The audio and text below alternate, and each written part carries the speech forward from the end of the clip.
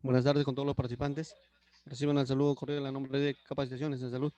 Agradecerles a todos por su presencia, por haberse dado cita en esta tarde de hoy, lunes 7 de diciembre, para dar inicio a la primera sesión del curso nacional titulado Manejo de la atención de parto y el partograma de la OMS.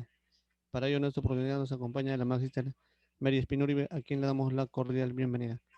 Queremos recordarles a todos los participantes que cualquier duda, consulta o pregunta pueden hacerlo llegar mediante el chat al término de la ponencia. Buenas tardes, magíster Mary Espinuribe. Es un placer tenerla con nosotros.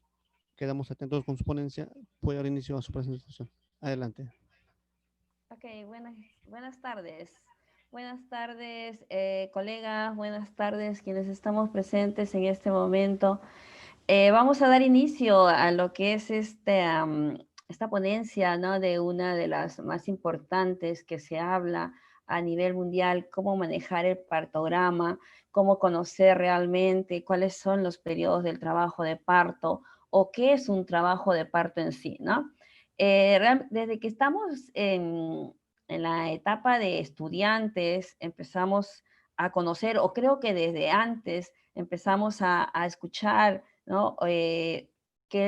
Todo lo relacionado, qué cosa es un trabajo de parto, o sea, cómo llega la mujer realmente a un trabajo de parto, cómo se desencadena ese trabajo de parto, ¿no?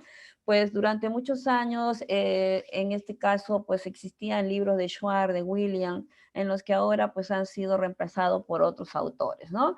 En lo que siempre nos dicen y nos hablan qué cosa es un trabajo de parto, cómo realmente la gestante empieza a desencadenar ese trabajo de parto, pero qué cosa es lo que empuja a ello, ¿no? ¿Qué cosa la mueve a esta mujer embarazada a desencadenar un trabajo de parto?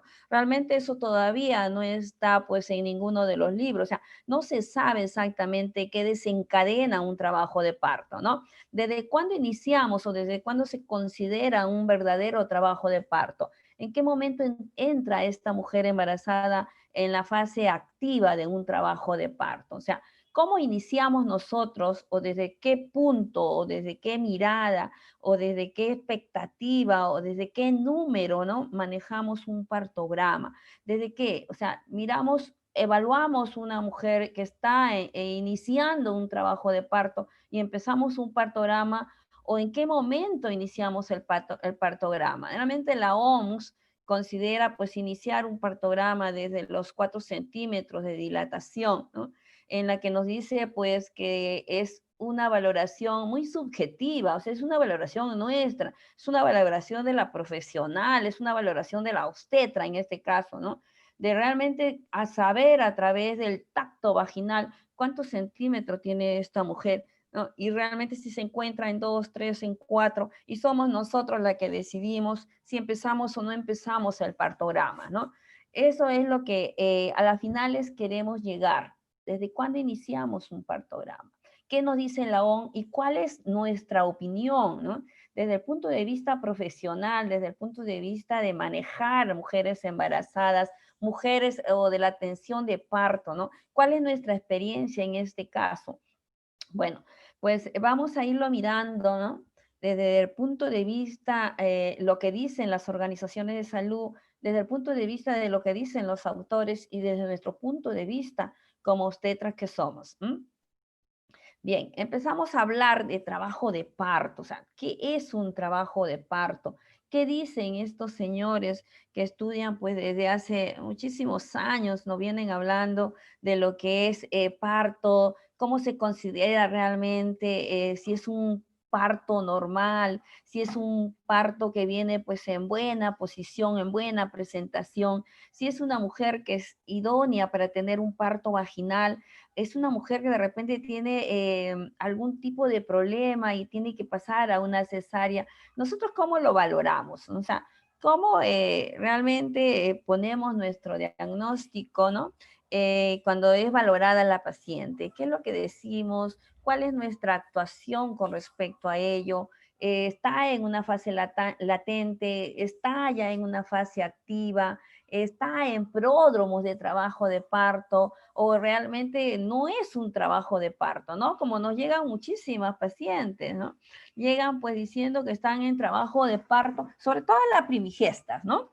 Sobre todo primigestas que realmente no han sido educadas en las que no han recibido pues el curso de lo que es psicoprofilaxis obstétrica, por lo tanto llegan en la completa ignorancia de cómo es realmente un trabajo de parto, cómo se van a comportar en un trabajo de parto. Y bueno, pues ella, como no lo saben, como no están educadas entre ello, pues exageran en lo que son las contracciones, exageran en lo que es el comportamiento, y nosotros pues a veces pensamos erróneamente que esta paciente está pues en un franco trabajo de parto o está, digamos, en la etapa expulsiva, ¿no? Nos llegamos a engañar, por supuesto que nos llegamos a engañar, ¿no? Ante pacientes que gritan, ante pacientes que empiezan a dar pues esos chillones, que con eso de que quieren empujar o que quieren empujar ya, y le pasamos a veces inmediatamente a una sala de parto y cuando ni siquiera está en pródromo, ¿no? Entonces, eso es lo que nosotros tenemos que aprender. Con la experiencia lo aprendemos, con las prácticas que ya hemos tenido en los hospitales cuando hemos estado rotando, pues hemos ido adquiriendo este tipo de experiencia, ¿no? Cómo valorar a la paciente, en qué caso correr a atenderlas, en qué caso pues saber que ya esta paciente está a punto de pujar o saber que esta paciente pues todavía está en nada. ¿M? Entonces, decimos, ¿qué cosa es un trabajo de parto? Ya mirando todo esto, ¿no? Ya mirando lo que nos pasa a nosotros cuando estamos en nuestra práctica en los hospitales, ya mirando desde ese punto de vista, ¿qué cosa es para nosotros trabajo de parto, ¿no? Independientemente de lo que puedan decir los libros, independientemente de lo que puedan decir los autores, los organismos mundiales, en este caso la OMS, ¿no? En la que tras sus evidencias, ¿m? En las que unas pues hay evidencias en las que están comprobadas científicamente, en lo que nos dice qué cosa es un trabajo de parto y en lo que todavía hay una evidencia muy baja, ¿no? En la que todavía no se sabe realmente cómo definir lo que es un trabajo de parto. Si nosotros entramos y empezamos a leer los diversos autores, pues nos dicen, no más o menos por ahí, que es algo que desencadena en la mujer embarazada y que llega a abrirse el cuello uterino y por lo tanto la expulsión del feto, ¿no?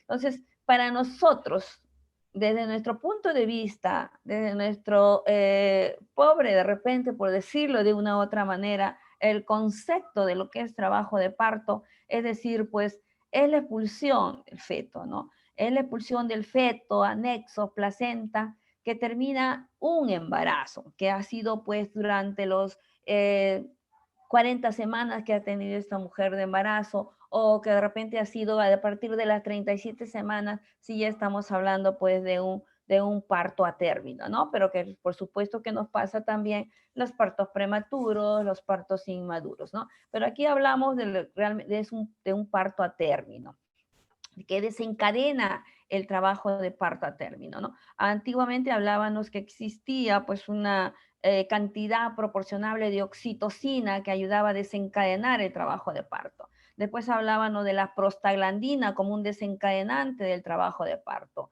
Hablábamos y asociábamos a la prolactina como un coayudante para desencadenar el trabajo de parto, ¿no? Entonces, hoy en día se habla, se discute y se dice que realmente no está comprobado qué cosa desencadena el trabajo de parto, qué hace que este feto a las 40 semanas ya quiere salir, ¿no? Entonces, ¿por qué empieza realmente a disminuir un líquido amniótico? ¿Por qué empieza a haber realmente el destape de lo que es el cuello uterino y con la pérdida del tapón mucoso? ¿Qué origina todo ello, no? Entonces, nos quedamos con realmente con los artículos o los nuevos estudios con referente a ello, pero nosotros nos vamos a quedar con lo que vemos en la práctica diaria, ¿no? Con lo que vemos si es la que estamos elaborando en alguno de los hospitales o centros maternos perinatales, cuando vemos pues que y hacemos las preguntas del caso. ¿En qué momento empezó su trabajo de parto? ¿Cuándo sintió ese tipo de contracciones que empezó a pensar que se trataba de un trabajo de parto? Sobre todo en las primigestas, ¿no? Sobre todo en las primíparas, ¿no? Estas mujeres que se embarazaron y bueno, pues terminaron en una sala de parto y que ahora se someten pues a un parto vaginal. Sobre todos esos estudios en gestantes adolescentes, en las que hoy en día pues tenemos muchísimos, ¿no? Hay un estudio en el que pues trata de comprobar, ¿no? En las gestantes adolescentes, cuáles son los primeros síntomas o signos que empieza a sentir ella para entrar o para considerar un trabajo de parto, ¿no? Entonces, hay muchísimos de estos estudios, uno de ellos en el que estoy haciendo son el de valorar los riesgos, ¿no? O sea, cuáles son estos riesgos que tiene la paciente adolescente, la mujer gestante adolescente, para dejar los controles prenatales, para no continuar los controles prenatales y con ello pues a dar un hijo con bajo peso o que se presente algún tipo de patología durante el trabajo de parto, ¿no? Entonces, estamos haciendo pues muchísimos estudios relacionados a ello que involucra, por supuesto nos involucra porque nosotros somos las que trabajamos en ese campo, ¿no? Y que cada vez pues empiezan a haber una serie de cosas con el fin de saber qué desencadena el trabajo de parto, con el fin de ayudar cuando hay un trabajo de parto estacionario, ¿no? Con el fin de ayudar que las contracciones uterinas no sean tan fuertes, y ahí es donde se empezó a hablar de la epidural, ¿no? Que hoy en día es un tema muy discutido por la Organización Mundial de Salud, y hoy en día también hablamos sobre el consentimiento informado en lo que es un trabajo de parto. ¿Qué nos dice la Organización Mundial con respecto a esto, no? Que estamos exagerando en lo que es las atenciones en los trabajos de parto, ¿no? Que a la mujer la estamos como cohibiendo para que ella no nos diga realmente qué es lo que siente en ese momento que está con sus contracciones, que las mujeres salen con miedo de un trabajo de parto, que las mujeres no están viviendo realmente este momento como debe de ser, ¿no? Que no tenemos que estarles induciendo a que usen un tipo de anestésico, que no podemos hacer así nada más una inducción de trabajo de parto, ¿no? Que tenemos que saber valorar a la mujer en este momento, porque está pasando pues por unas contracciones muy dolorosas, ¿no? Que nosotros tenemos, los profesionales de salud, los que nos dedicamos a hacer estos tipos de controles en el embarazo o en el parto, tenemos pues que ser empáticos con estas gestantes, ¿no? Que es un momento en el que la mujer tiene que vivirlo de lo mejor, no tiene por qué salir con ninguna carga negativa. Entonces, debido a las altas cesáreas también que en los últimos años ha habido, pues estos organismos mundiales se centran en ello, ¿no? O sea, ¿qué está pasando? ¿Por qué hay tantas cesáreas? Y empezaron los estudios respectivos, ¿no?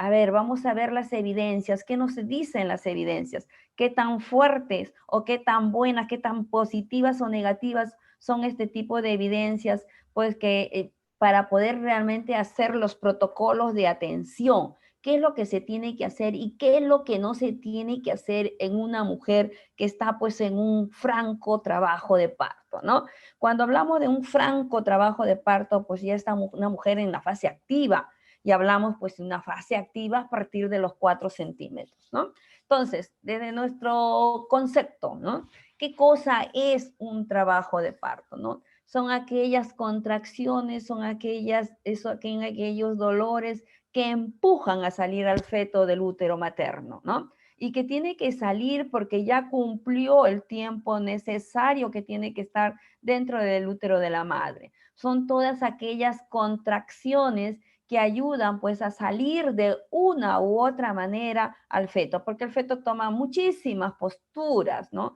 El feto no es un móvil que atraviesa el canal del parto siguiendo una línea recta, por supuesto que no. El feto sale pues ayudado precisamente por esas contracciones maternas que lo van empujando, pero él se va acomodando, él va haciendo su sinclitismo, él va tomando ciertas posturas, va haciendo su rotación interna dentro de lo que es la pelvis materna, se va acomodando a medida que las contracciones van avanzando, ¿no? Entonces, ¿qué originan estas contracciones? Hay hormonas de por medio que originan estas contracciones y que hacen pues que el feto con cada contracción avance y se acomoda en el canal pélvico, ¿no? Entonces, ya sabemos desde nuestro punto de vista desde nuestras experiencias del caso, qué cosa es un trabajo de parto, ¿no? Y bueno, pues vamos a seguir avanzando. Aquí ya agarramos lo que es la fase latente. Realmente se divide lo que es el trabajo de parto, pues en una fase latente, en una fase activa, en una fase que entra la mujer ya en el expulsivo y lo que terminamos pues con la etapa del alumbramiento, ¿no? Etapas difíciles, por supuesto, porque en cualquiera de estas etapas se puede complicar el parto, ¿no? En cualquiera de estas etapas el feto se puede quedar ahí nada más y pues obliga a hacer una cesárea. Y aquí es donde nos ayuda el partograma, ¿no? Si empezamos el partograma realmente en una fase, porque hay algunos hospitales que lo inician a partir del 3 centímetros, hay unos hospitales que lo inician a partir del 4 centímetros, como realmente lo indican la Organización Mundial de Salud. Y bueno, pues cada hospital o cada país tiene pues un número indicado de cuándo realmente iniciar el partograma, ¿no? Cuando estuve rotando por lo que es el paritorio allá en Madrid, en el hospital de Casimiro Ulloa de Madrid, ¿no? En un hospital militar. Entonces, empezábamos el partograma con 4 centímetros de dilatación. Era uno de los documentos que estaba pues muy bien llenado porque a través de ese partograma se tomaba la decisión, ¿no es cierto? El partograma no nos dice a nosotros qué es lo que vamos a hacer. El partograma, a través del partograma, lo que nosotros es miramos, visualizamos, ¿no? A través de ese documento que algo va mal, que el trabajo de parto va mal y somos nosotras las que tomamos la decisión. Somos nosotros las que decimos si la paciente, ¿no? Le podemos ayudar, si somos nosotros las que decimos si la paciente pasa a una cesárea solamente a través de la visión, a través de lo que podemos ver en ese dibujito del partograma, ¿no? Entonces, allá pues en los países europeos existen pues unos televisores enormes que están conectados a lo que es el partograma, ¿no? El dibujo, podemos ver a la paciente, podemos ver el partograma, la matrona encargada de ello, pues la que en ese momento está con una paciente determinada es la que va evaluando cada 2 horas, porque es así en Madrid, cada 2 horas, así sea multípara, así sea primigesta, ¿no? Esa paciente es evaluada cada 2 horas. Entonces, también las cámaras nos hacen ver dónde está esta mujer. O sea, la podemos ver, o sea, en nuestra sala de hall, o sea, en nuestra salita, ¿no? En la que nosotros estamos descansando, podemos ver a la paciente. Podemos ver si la paciente está en movimiento, podemos ver si la paciente pues se queja, podemos ver si la paciente se sale de la cama, se levanta de la cama, se va al baño. Y aparte son unas camas en las que se maneja con un control, ¿no? Entonces, estas camas se pueden poner en distintas posturas.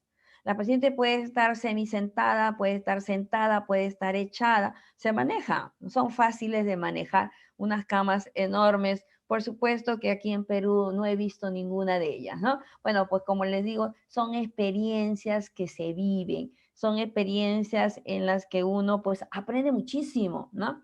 Aquí en Perú había atendido muchísimos partos, ¿no? Allá cuando te vas a Madrid, la atención del parto es diferente, o sea, no te dejan lo que es tocar a la paciente constantemente, ¿no? No te dejan hacer el tacto vaginal constantemente, no te dejan, cuando es el momento del expulsivo, no te dejan que tú toques a la paciente. El niño tiene que salir solo. Ya cuando ha salido gran parte, o sea, sale la cabeza, salen los hombros, recién es donde lo coges, ¿no?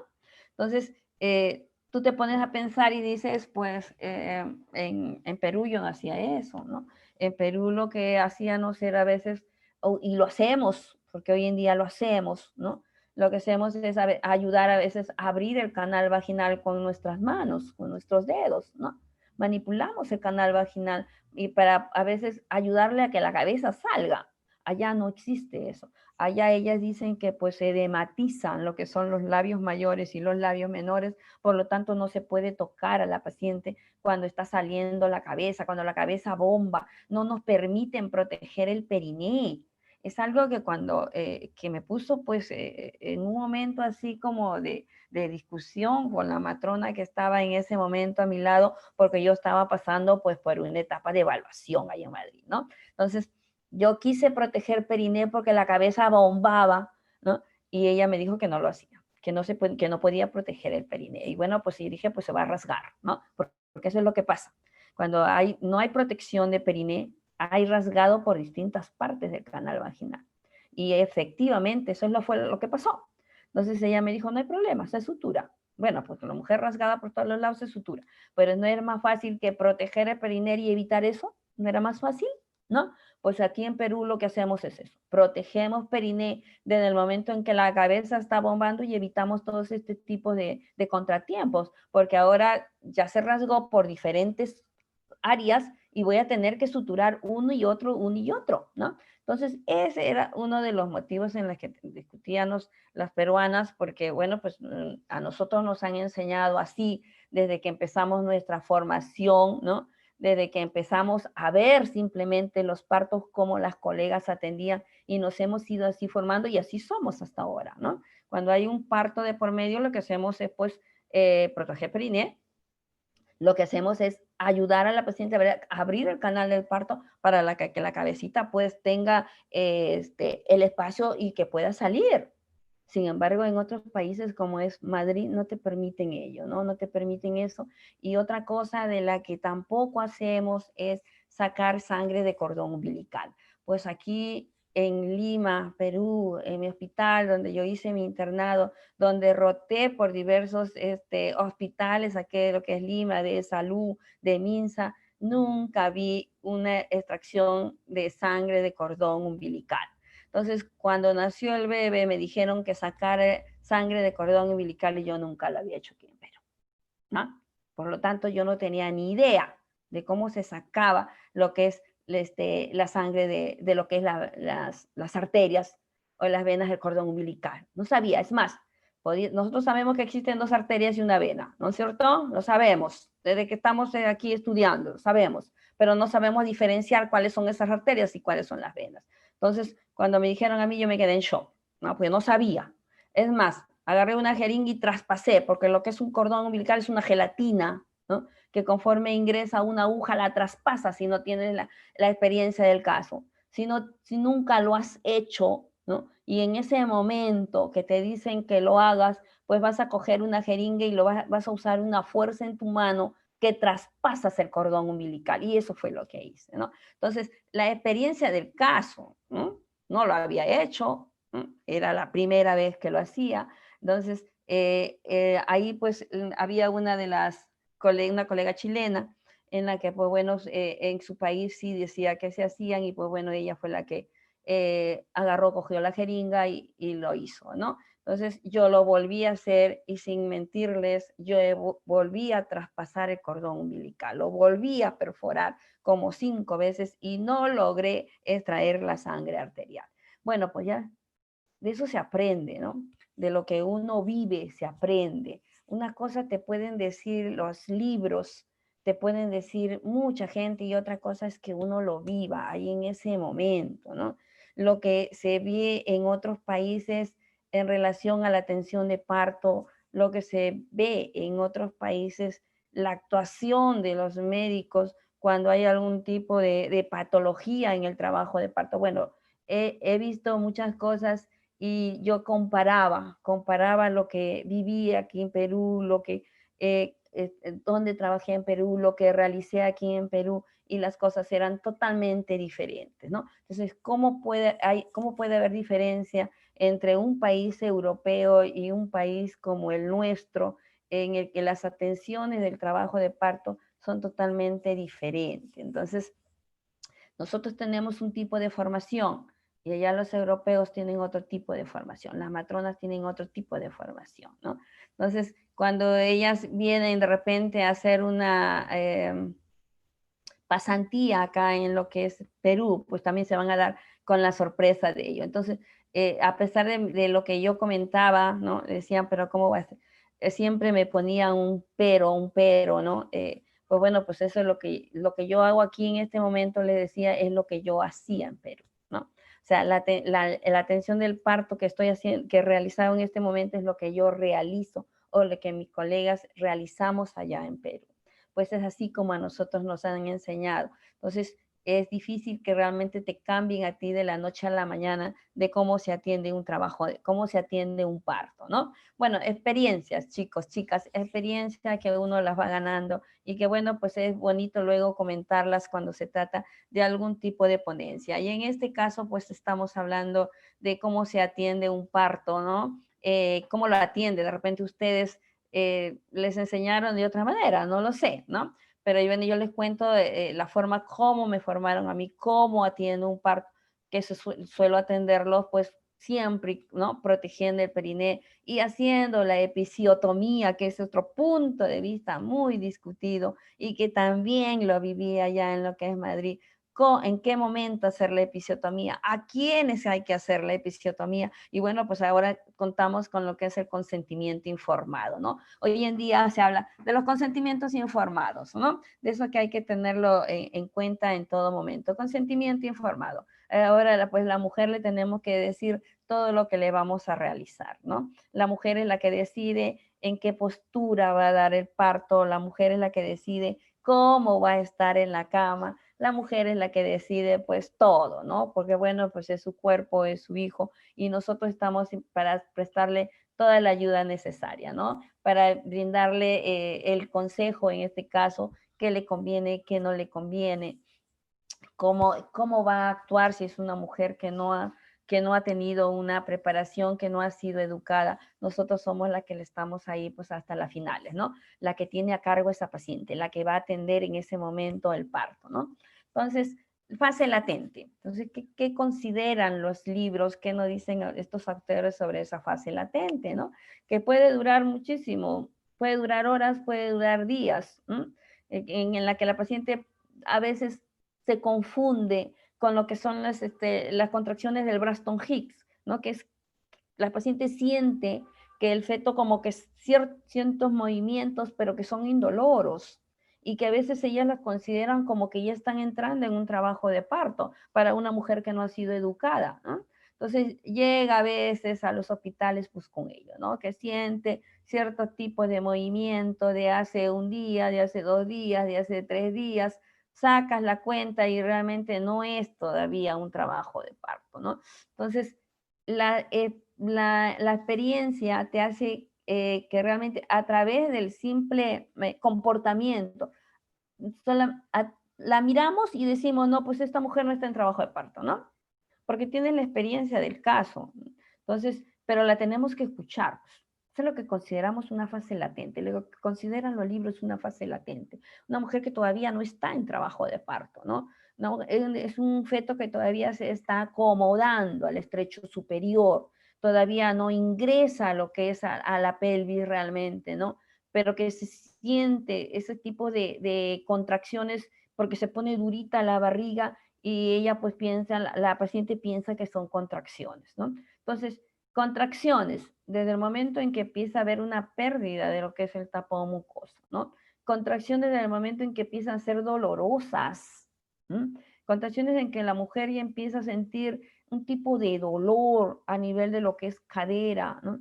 Empieza a ponerse durita la barriga, como nosotros le decimos, y que empiezan a tocar a través de sus dedos a ver qué tanto de dureza puede tener, ¿no? Entonces, contracciones, esas son contracciones que sí o sí van a desencadenar un trabajo de parto, porque sin contracciones no hay trabajo de parto. Tiene que haber contracciones, porque el feto se tiene que acomodar, porque el feto tiene que atravesar el canal del parto, por lo tanto, sí o sí tiene que haber contracciones, ¿no? Entonces, hay mujeres a veces en las que no se da, percatan o no se sienten o se confunde lo que es el tapón mucoso con un poquito de sangre o con un poco de flujo vaginal que ha tenido. Y cuando nosotros le preguntamos, ¿has tenido pérdida del tapón mucoso? Bueno, de repente no saben lo que es tapón mucoso. Bueno, le preguntamos y le decimos, ¿no? ¿Has tenido pérdida de algún tipo de líquido, de algún tipo de flujo? Y nos dicen a veces, pues no. o simplemente un flujo medio sanguinolento, ¿no? Como hay una que te pueden decir, sí, hemos perdido pues una mucosidad de color marrón, achocolatado por ahí, ¿no? Entonces, empezamos realmente ahí a decir, pues bueno, pues sí, ¿no? Esta mujer ya va a entrar en trabajo de parto, ¿no? Entonces, empezamos con lo que es, pues, nuestro examen. ¿Qué hacemos nosotros, no? Hasta que recibimos a la paciente, nosotros llenamos la historia clínica, nosotros examinamos, valoramos, escuchamos latidos cardíacos fetales, hicimos toda la evaluación del caso, ¿no? Entonces, examinamos. Si es una paciente que está con 3 centímetros de dilatación, de hecho que ya va a empezar un trabajo, de hecho que ya va a entrar en una fase activa, ¿no? Esa paciente no la podemos dejar de ir, no la podemos dejar que se vaya, para nada, ¿no? Ya va a entrar en su franco trabajo de parto. Y es ahí donde hemos tenido nosotros a ver ciertos problemas, porque las mandamos a que caminen, a que se vayan a su casa y luego regresan con el niño en los brazos. O está el parto se da en el taxi, en el bus, en el carro, ¿no? Entonces, no hagamos eso, ¿no? Ahora, la experiencia de los deditos que nosotros manejamos, en el momento de hacer la evaluación, en el momento de hacer el tacto vaginal, ¿no? Tenemos que ser muy expertas en ello, ¿no? Si tiene 2, si tiene 3, si tiene 4, ¿cómo lo saben? Eso es algo muy subjetivo, eso es algo muy nuestro, ¿no? Pero que nosotros lo sabemos. ¿En qué momento tiene la paciente 2 centímetros? ¿Cuándo tiene 3 centímetros? ¿Cuándo tiene 4 centímetros? 5 y así hasta 10. Porque son nuestros dedos los que hacen el tacto vaginal y son nuestros dedos los que nos dicen realmente cuánto tiene. Y también a través de nuestros dedos sabemos altura de presentación. También a través de nuestros dedos sabemos en qué posición viene el feto, si es una derecha y si es una izquierda. Entonces, tenemos que, esas cosas las manejamos nosotros a la perfección, ¿no? Pero con las experiencias del caso, o sea, con todo lo que nos ha pasado, ¿no? Vamos a ir aprendiendo, porque muchísimas veces, no dejarnos guiar o no dejarnos realmente valernos de la otra persona que ha examinado. No, no, no, no, no, no. Cuando nosotros recibimos a una paciente, nosotros tenemos que hacer nuestro examen.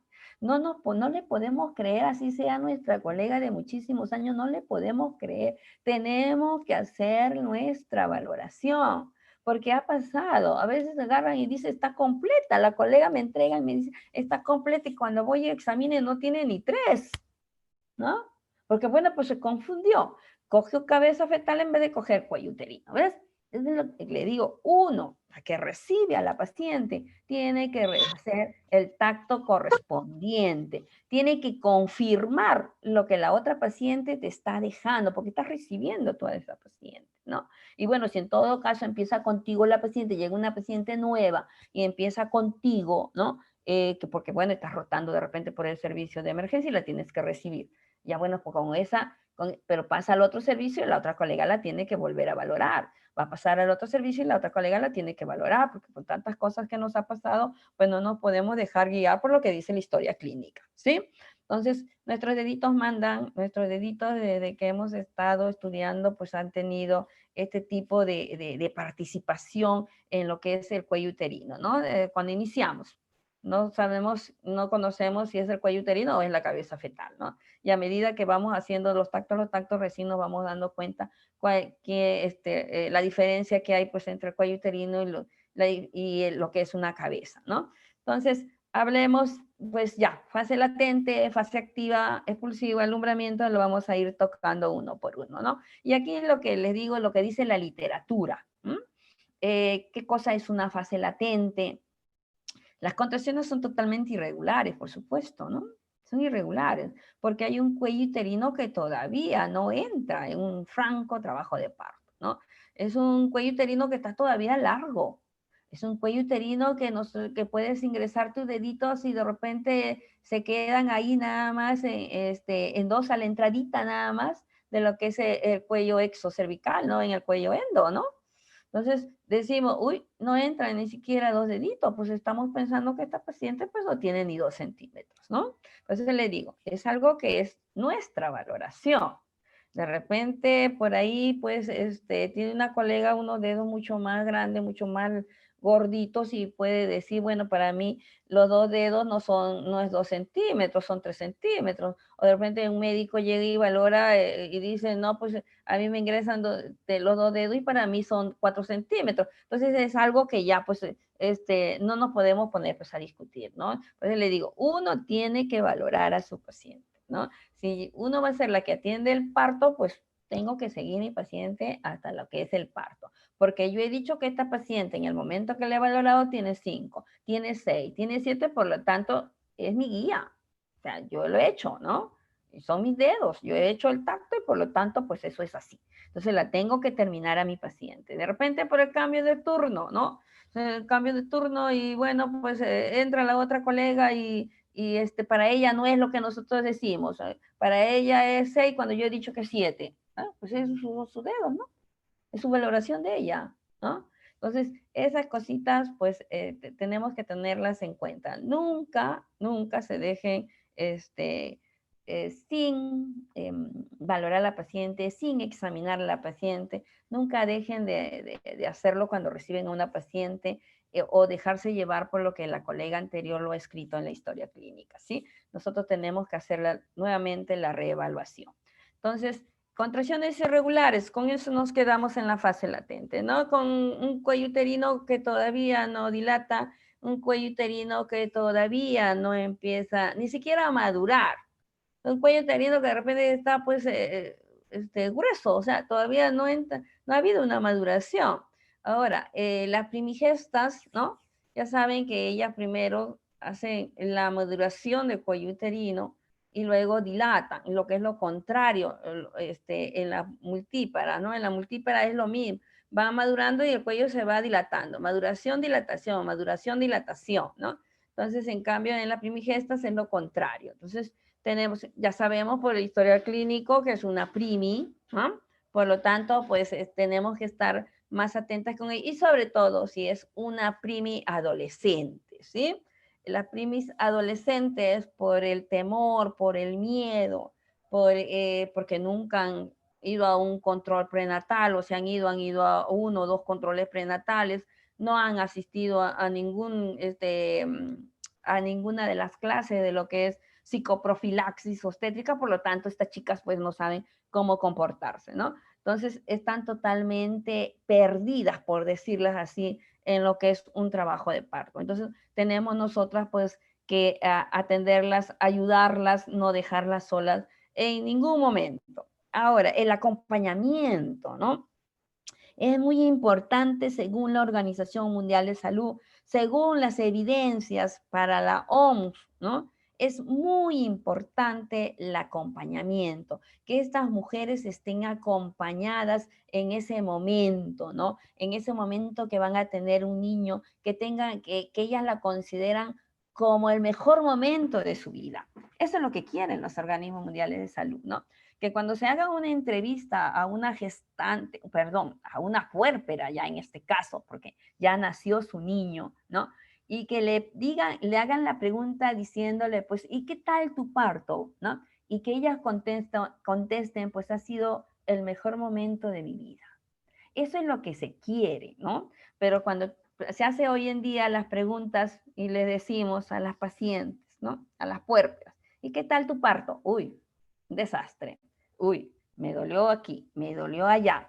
Uy, me dejaron sin atender. Uy, no me permitieron que estuviera mi familia, mi pareja, mi hermana, mi madre. Entonces, esas cosas son negativas para la paciente y eso es lo que no se quiere hoy en día. Hoy en día lo que nosotros como profesionales, como obstetras, como las que atendemos los partos, lo que queremos es pues que la paciente salga pues con una sonrisa en los labios y que diga y que comente que como una de las experiencias más bonitas que ha vivido, ¿no? Eso es lo que realmente se quiere, que se evite muchísimas cesáreas, que se eviten malos momentos durante el trabajo de parto, que se respete, ¿no? La autonomía de la paciente en ese momento, ¿no? También se habla muchísimo de lo que es los enemas, ¿no? De lo que es el rasurado perineal. Entonces, no hay evidencias, no las hay en la que el rasurado o lo que es el enema ayude a lo que es el trabajo de parto? No hace nada, por gusto se rasura, por gusto se pone enema a estas pacientes. Lo que se hace es hacerlas pasar más rato, ¿no? Porque eso es hacerlos pasar más rato, ¿no? A nadie le va a gustar que en tu dolor, en tu contracción que tienes, ¿no?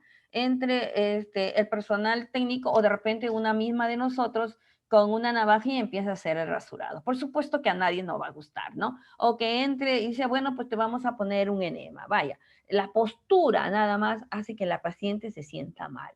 Y realmente tiene razón, ¿no? A nadie nos gusta que nos hagan este tipo de cosas. Y mucho más si estamos pues con una contracción de por medio. Entonces, Bienvenido a la la, línea. Buenas tardes, la, les saludo Torres, la, ¿en qué le puedo ayudar?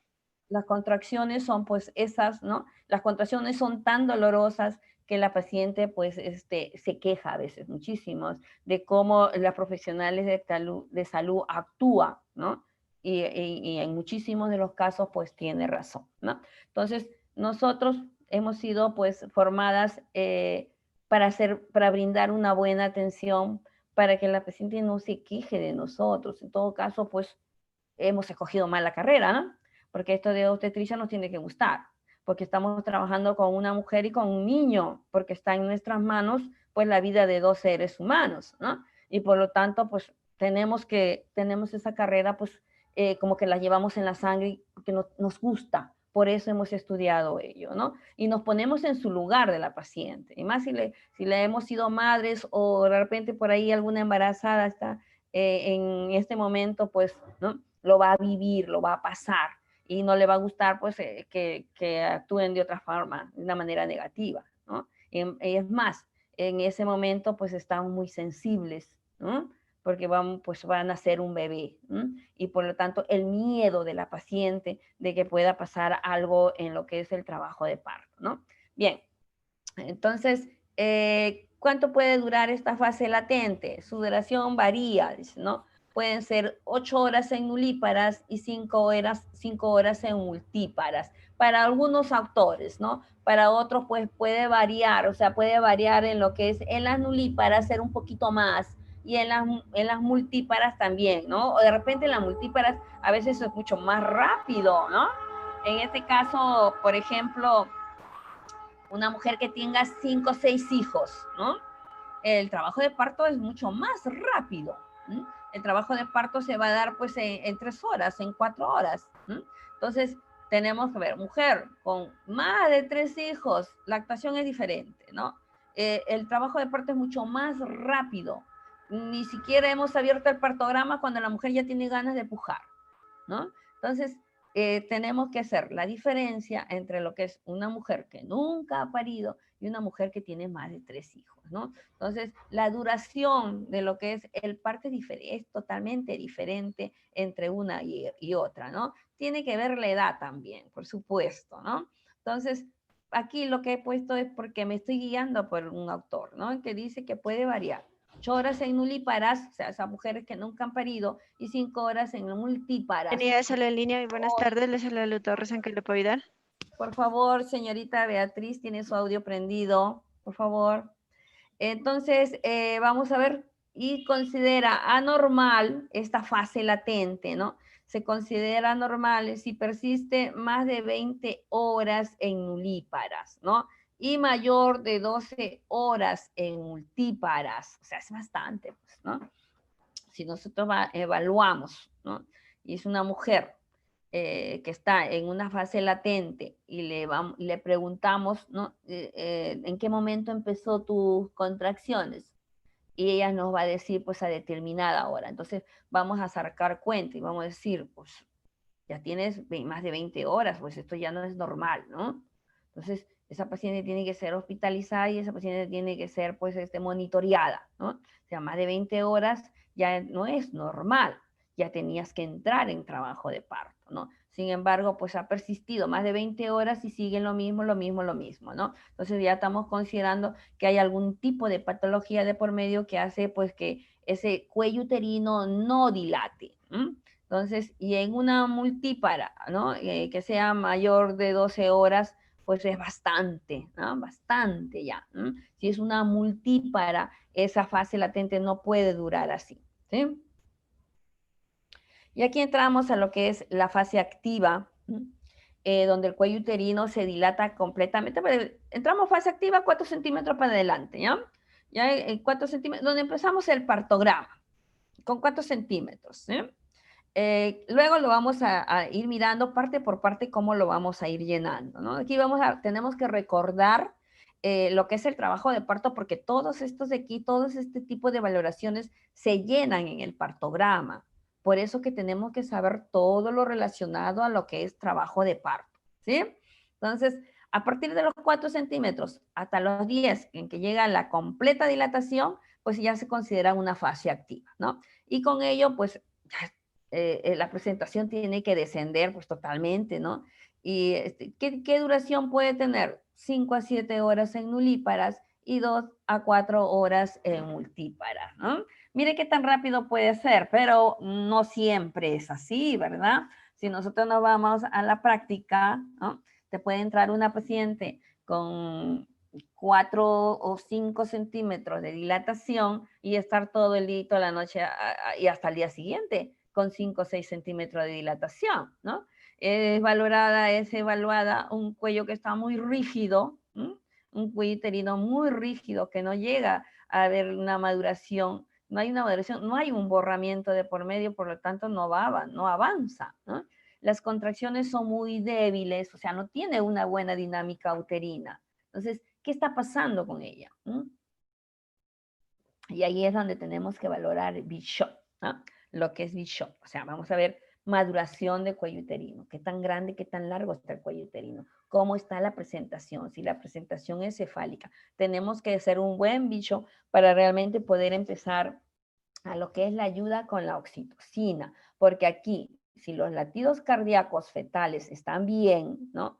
Si la presentación está cefálica, y es más, es una occipito ilíaca izquierda anterior, o sea que ya está acomodado totalmente, ¿no? Simplemente le falta ayuda en el motor, ¿no? O sea, un poco de ayuda. Y en este caso, pues, hacemos que las contracciones aumenten, ¿no? Le falta ayuda. ¿Y qué tipo de ayuda es? Y ahí es donde empezamos a trabajar pues, con lo que es la oxitocina, ¿no? Entonces, ¿qué nos dice la OMS con respecto a esto? Que de acuerdo a nuestra valoración, la paciente tiene que ser acentuada con la oxitocina. Y que a esa paciente, una vez que se inicia este tipo de acentuación, no la podemos dejar. Y tenemos que estarla valorando cada 30 minutos. ¿No? Y eso tiene que figurar en el partograma. ¿Cuántos centímetros tenía? ¿A qué hora fue que empezamos con la inducción del trabajo de parto? ¿No? Entonces, por eso estoy haciendo este recordatorio, ¿no? Porque todos los datitos tienen que ir anotados en lo que es este documento, ¿no? Que bueno, pues se hizo muy interesante desde hace unos años atrás, porque recuerdo en mis estudios antes no hacíamos muchos partogramas cuando yo era estudiante, ¿no? O sea, creo que habré hecho en mi época de estudiante 1 o 2 partogramas para que me enseñaran mi profesora en ese momento, las colegas, cómo llenar un partograma, pero realmente no le tomaban la importancia como se le toma hoy en día. Entonces, tenemos que saberlo llenar, ¿no? Y si no conocemos realmente la duración de una fase activa, de una fase latente, si no sabemos en qué momento acentuar o no acentuar a una paciente, pues no vamos a poder llenar el partograma, ¿sí? Bien, el cuello uterino dilata de 1,2 centímetros por hora en nulíparas y de 1,5 en multíparas. Bueno, ¿qué nos dice la ONU? La ONU nos dice esto. La Organización Mundial de Salud nos dice que tanto la nulípara como la multípara dilatan 1 centímetro por hora. ¿Ves? Entonces, aquí sí realmente no coincidimos, ¿no? Lo que no coinciden los autores con lo que dice la Organización Mundial de Salud, ¿no? Entonces, pero para nosotros, cuando estamos ahí en ese ambiente, ¿no? ¿Cómo dilata la mujer? ¿Cómo dilata la multípara? ¿Cada qué tiempo le hacemos nosotros una valoración? Nosotros hacemos cada hora, ¿no? Y bueno, a veces antes porque la mujer está que grite, grite, grite y bueno, pues avanzó más rápido. y tenemos que examinarla. Y el partograma se nos va, se nos va rapidísimo, ¿no? Entonces, aquí saber teoría vale pues en un 70% y no experiencia es el 30%, ¿no? Bien, el cuello uterino, vamos a quedarnos con lo que dice la teoría o con lo que nos dice la OMS, ¿no? 1,2 centímetros por hora en nullis y 1,5 en multips, ¿no? Para la OMS, 1,1 centímetro por hora para nullis y multis, ¿bien? Y aquí está lo que es el borramiento y la dilatación, ¿no? Les he puesto lo que es los deditos, ¿no?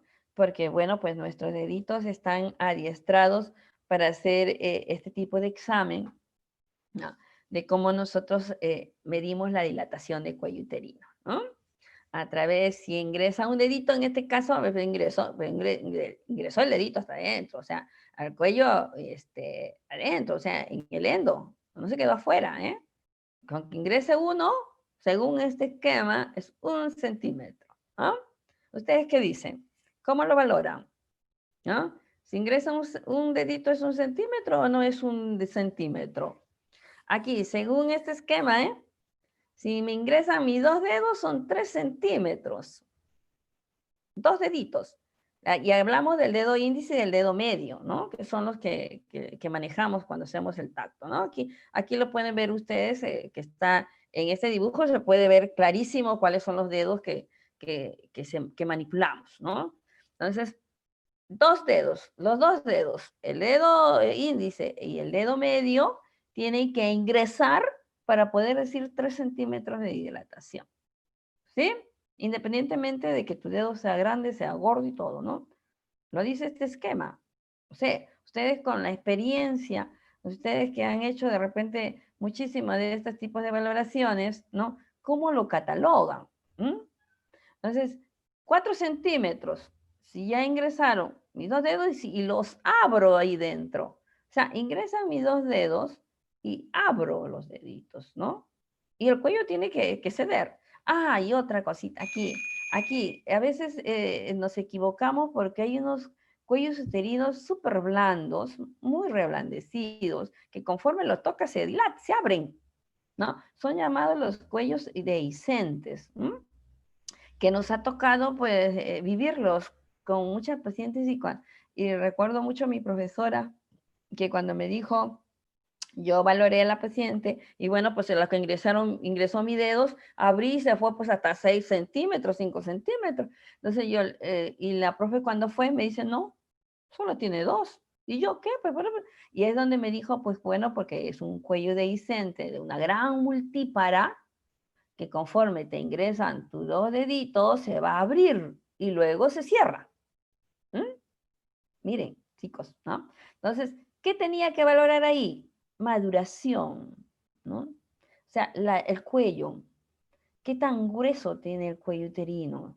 Tenía que ver eso, ¿no? Sin embargo, uno a veces vamos y se examine, pum, vamos y vamos, miramos solamente dilatación y decimos, pues tiene tantos centímetros de dilatación, ¿no? Y no vemos lo que es la maduración del cuello uterino. O sea, no vemos el grosor del cuello uterino, ¿no? Y en este caso, pues en la primis se tiene que borrar totalmente el cuello uterino para que empiece a abrirse, para que empiece a ver la dilatación de por medio, ¿no? En la primiris, en cambio, en la multigesta o la multípara, como querás llamarla, ¿no? Va a la par, dilata y borra, ¿no? Entonces, aquí, pues, tenemos que tener, pues, muchísimo, ¿no? Muchísimo, y no hacerlo tan rápido, tranquilas, calmadas, ¿no? Si no encuentras de repente el cuello uterino, buscarlo. Esa es otra cosita, esta cosita, colegas, ¿no? Que a veces el cuello uterino de una paciente que no está en trabajo de parto, ¿no?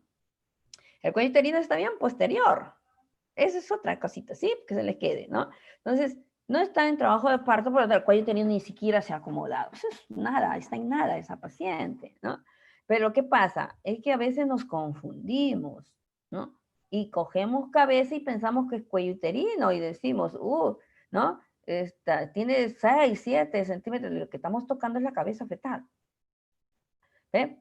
Ha pasado a los grandes ginecólogos, ¿ya? A los grandes ginecólogos, que ha dicho, ingresan como que la saben todo, ¿no? Ingresan haciendo el tacto vaginal y dice, pues sí, está con 6, 7. Y cuando va la obstetra con la experiencia del caso, no encuentra ni el cuello uterino. Es cuello uterino que está bien posterior. Cuello uterino que ni llegamos todavía. La paciente está en nada todavía, porque el cuello uterino, cuando va a empezar un trabajo de parto, se tiene que poner anterior, o sea, se tiene que poner ante mí, porque voy ante la obstetra que va a examinar. El cuello uterino como que dice, aquí estoy, ¿no? Mira, encuéntrame porque voy a empezar a dilatar. Ya le he dicho, o sea, el cuerpo humano es sabio, ¿no? Sabe, te indica, te dice, ¿no? Ya está listo para empezar un trabajo de parto porque se acomodó el cuello uterino ante tu vista, ¿no? Ante ti, está totalmente anterior, por lo tanto, a lo que ingresamos encontramos cuello uterino. Y sin embargo, cuando no hay un trabajo de parto, el cuello uterino está al fondo, está hacia atrás. No hay trabajo de parto, pues. Te está diciendo clarísimo que no está en trabajo de parto todavía. Entonces, mira la diferencia, ¿no? De cómo también saber en qué momento hay o no hay trabajo de parto. ¿No? ¿En qué momento? En esta paciente, por ejemplo, que eh, hay una amenaza de parto prematuro. ¿No? En esta paciente que tienen, pues, edad gestacional 30 y tantas semanas de gestación, ¿no? Y empieza a haber un trabajo de parto. Entonces, cuando valoramos, el cuello uterino está blandísimo. El cuello uterino, así sea primi, así sea multi, encontramos lo mismo, la misma blandura, ¿no? Ingresas y tus deditos fácilmente ingresan. Sí, porque ya está en trabajo de parto y es un parto prematuro, pero está en trabajo de parto. O sea, no se puede hacer nada ya. Y ese cuello maduró y por lo tanto si maduró tiene que abrirse. Y ya se está abriendo y por lo tanto no se puede hacer para poder paralizar el trabajo de parto. El trabajo de parto que empieza, ya no hay quien lo paralice. Si está en 4 centímetros para adelante, no hay quien diga que no nace ese niño tiene que nacer sí o sí, ¿no? Porque bueno, porque te lo está diciendo, ¿no? Te está diciendo el cuello uterino. Ya estoy lo suficientemente maduro y acortado como para que empiece a abrirse. ¿M? Y bueno, pues la facilidad es del caso. A veces no las brinda muy fácil, ¿no? Llega una paciente y te la pone muy fácil porque ingresan tu dedo y está ante ti el cuello uterino. O sea, lo que hace simplemente es ingresar con tus deditos y dice, pues tiene tantos centímetros de dilatación, ¿no? Y por lo tanto esta paciente se queda. Si esta paciente está con 3, esta paciente se tiene que quedar sí o sí. La paciente que está con 1, no la manden a su casa por tantas cosas que ya han pasado, ¿no? A ver, es multi, mucho menos todavía, ¿no? Pues sabemos que la multi avanza rápido, avanza mucho más rápido. Entonces, ha tocado. Paciente con 1 centímetro, ha ido a su casa y el niño ha nacido en su casa. Después las quejas, después las denuncias del caso, ¿no? Entonces, para evitarnos problemas, ¿no? Paciente multi con 1 centímetro se queda ahí. Vamos, señora, usted quédese ahí sentadita en observación, en observación. Luego la vamos a ir valorando. Ya le vamos pidiendo sus datos, ¿no? De repente, de un momento a otro, esta mujer que tenía 1 centímetro, en 2 horas se puso en 5, en 6. ¿Sí? Le digo porque ha pasado, pues. Y ha hecho un trabajo de parto acelerado. ¿Quién lo paraliza? Nadie lo paraliza. ¿Qué se le pone? Nada, no se le pone nada. ¿Qué le vamos a poner si no hay nada todavía estipulado como para detener un parto?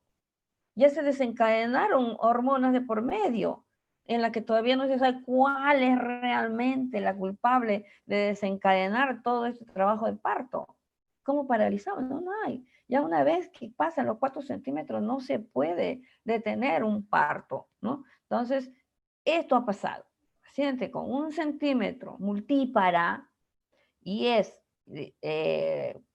retirada del centro de salud, del hospital, donde quiera, diciéndole, pues le hemos dicho, ¿sabe qué, señora? Todavía usted está con 1, regrésese a su casa. ¿Y qué ha pasado? Que a veces a mitad de camino, mientras va en el taxi, se ha tenido que regresar, ¿no? Porque, bueno, las contracciones avanzaron tan rápidamente, ¿no? Que, bueno, pues ya no se ha podido contener y la paciente llega a veces hasta en el expulsivo, ¿no? ¿Qué pasó? A ver, hemos hecho el tacto, ¿no? De repente hizo el tacto una interna de obstetricia. La interna de obstetricia le pasó, hizo el tacto, pues, su compañera, otra interna, ¿no? Llega la obstetra que estaba ahí en emergencia, hizo el tacto. Entró el R1 de gineco, hizo el tacto, ¿no? Y es una multi, ¿eh? Es una multi, ¿no? Entonces, ha estimulado, ha habido una estimulación de por medio, ¿no? Entonces, a lo que ha estimulado, y esta mujer es una multípara, pues ha hecho que las contracciones avancen mucho más.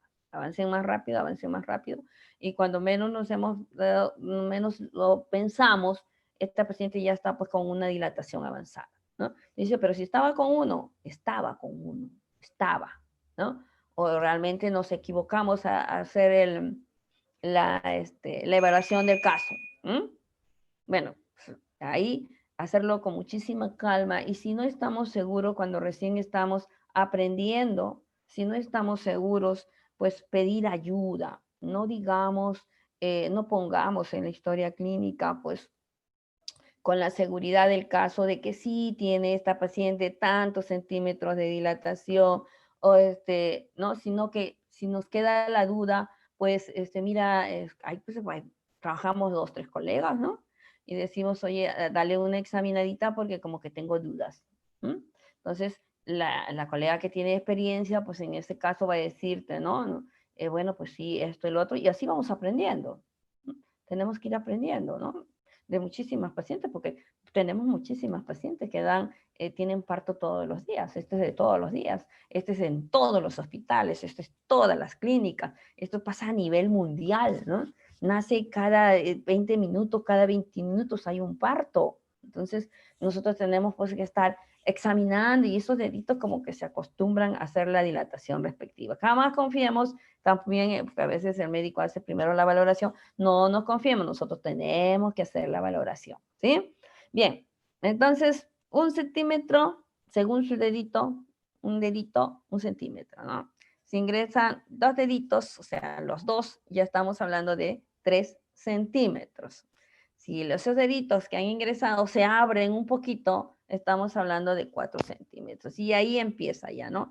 Se van abriendo los deditos, 5, se abre más, 6, se abre más, 7. Si ya bordeo un poco de lo que es la cabeza, estoy hablando de 8. Cuando estoy hablando de nuevo, todavía encuentro un poquito ahí de cuello uterino. Estoy en 9, todavía tengo un borde. De repente puede ser un borde superior, un borde inferior, ¿no? Pero todavía encuentro ahí, o sea, todavía no está totalmente dilatado. Cuando yo rodeo toda la cabeza con mis dedos, significa porque esa paciente está completa. Ahora, tenemos que ver también el borramiento, ¿no? A veces decimos, bordeamos todo lo que es la cabeza, pero le digo, todavía hay un pedacito de cuello que no se ha borrado por completo, ¿no? Como lo puedes ver en el esquema, ¿no? Dicen, cuello uterino sin borramiento, mire, ¿no? Ese cuello como está de largo, ¿no? No se ha borrado pues todavía, ¿no? Mira, de largo ese cuello uterino, ¿sí? Aquí un cuello en el B, dice cuello uterino con borramiento parcial. El cuello todavía sigue estando largo, 2 centímetros. Aquí en la letra C dice borramiento total del cuello uterino. Mira cómo se borró. O sea, ya no tocas cuello uterino, sino ya vas a tocar cabeza fetal, porque ya se borró, pues, ¿no? Cuello uterino dilatado 3 centímetros, ya se borró. Esto es el caso de una primi, ¿ya? Entonces, ya se borró el cuello uterino, por lo tanto, el cuello se empieza a abrir. Y ahí dice 3 centímetros, han ingresado los 2 deditos, ¿sí? Y un cuello uterino dilatado con 8 centímetros, miren, se puede bordear, pero todavía no tu dedo completamente, ¿no? ¿Mm? Porque hay 8 centímetros, todavía está con 8 centímetros, por lo tanto no podemos bordear. Hay una zona en que todavía tocamos cuello y no tocamos toda la cabeza. Cuando la dilatación está completa, significa que tocamos toda la cabeza fetal, la bordeamos con nuestros dedos abiertos, ¿sí? Nuestros dedos cerrados no como en el que dice aquí 3 centímetros, no. Nuestros dedos abiertos como en el caso de los 5 centímetros. Abrimos nuestros dedos todo lo que podamos. En mi caso yo abro todos mis dedos y yo digo que tiene 7 centímetros de dilatación, ¿ya? A lo que yo abro mis dedos, digo pues 7 y bordeo la cabeza fetal. ¿Sí? Encuentro pues un borde de repente en el lado superior o en el lado inferior y yo digo, y hizo un borde un poquito gruesito, pues para mí tiene 8 centímetros, ¿no? Si es un bordeo y encuentro todavía un pedacito de cuello, ¿no? Que no me permite tocar toda la cabeza, digo, pues todavía está con 9, ¿no? Y en algunas pacientes, a ver, colegas, en algunas pacientes, ese pedacito de cuello tarda en borrarse. Se pone rígido. Está ahí que persiste, ¿no? La has examinado hace una hora, vas nuevamente, examinas y sigue ese cuellito resistente. Entonces, con la contracción han ido aumentando las contracciones, pero hay ese cuellito ahí todavía que no se ha borrado por completo y que no permite todavía pues que salga la cabecita. Una cabeza, un cuello que todavía no se ha borrado por completo, no puede, pues la cabeza del feto no puede. Entonces, ¿qué nos ha pasado? Muchas veces le hemos hecho pujar a las pacientes porque, bueno, ya tienen ganas de pujar y a medida que pujan, ¿no? Pues ha hecho que ese cuellito se borre, ¿sí? Porque puede pasar una hora y está con 8 centímetros. ¿No? Y recordemos también que tenemos que escuchar latidos cardíacos fetales, ¿no? Ahora con esto de los monitores, ¿no?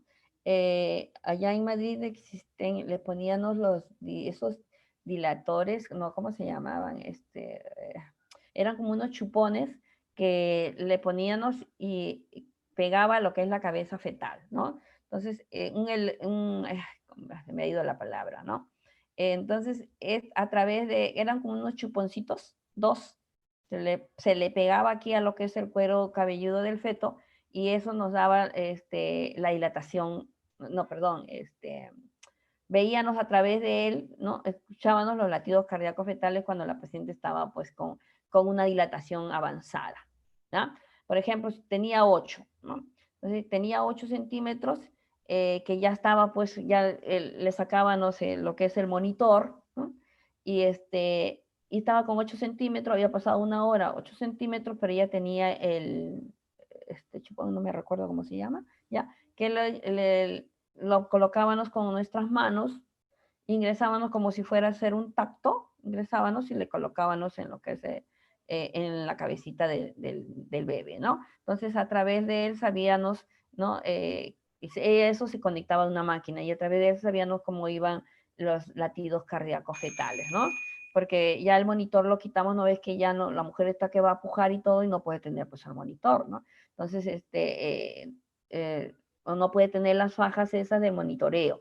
Entonces, le poníamos no me acuerdo su nombre, ¿ya? Y a través de eso se podía ver, pues, cómo estaban los latidos cardíacos fetales cuando ya, pues, iban a nacer el bebé, ¿no? Entonces, hay cositas en que, bueno, pues con el tiempo, digo yo, ¿no?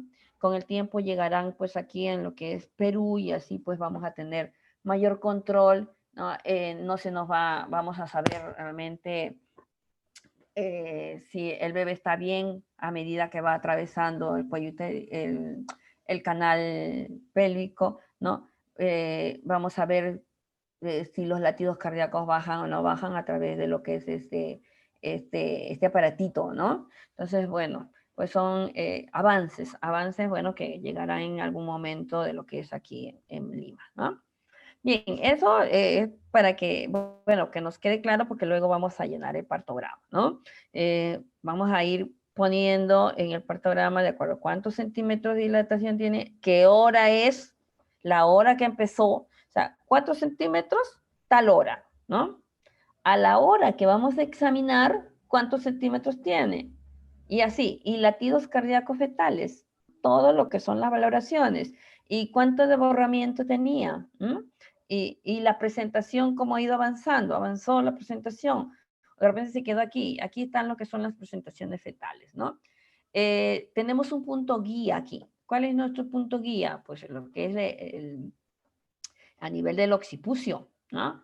Tenemos ahí como si fuera, a ver, como si fuera un tipo de marca, ¿no? Por decirlo así, que es nuestra guía, que cuando la cabeza está totalmente flexionada, ¿no?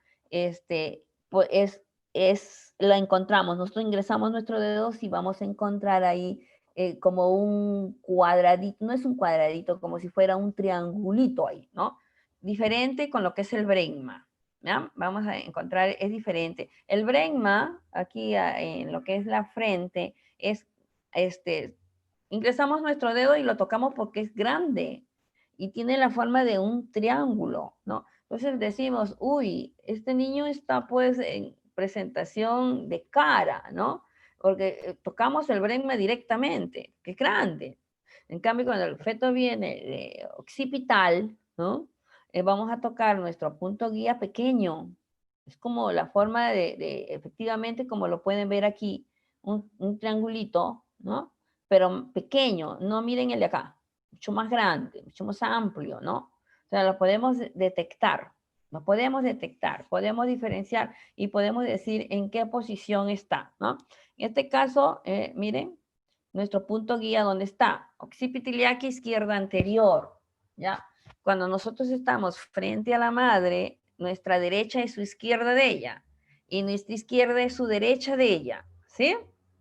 ¿Cómo nos colocamos nosotros para hacer el tacto vaginal? Nos tenemos que colocar frente a ella, frente a la madre, ¿no? Entonces, mi derecha, o sea, derecha, va a ser su izquierda de la madre y mi izquierda va a ser su derecha de ella, o sea, de la paciente, ¿no?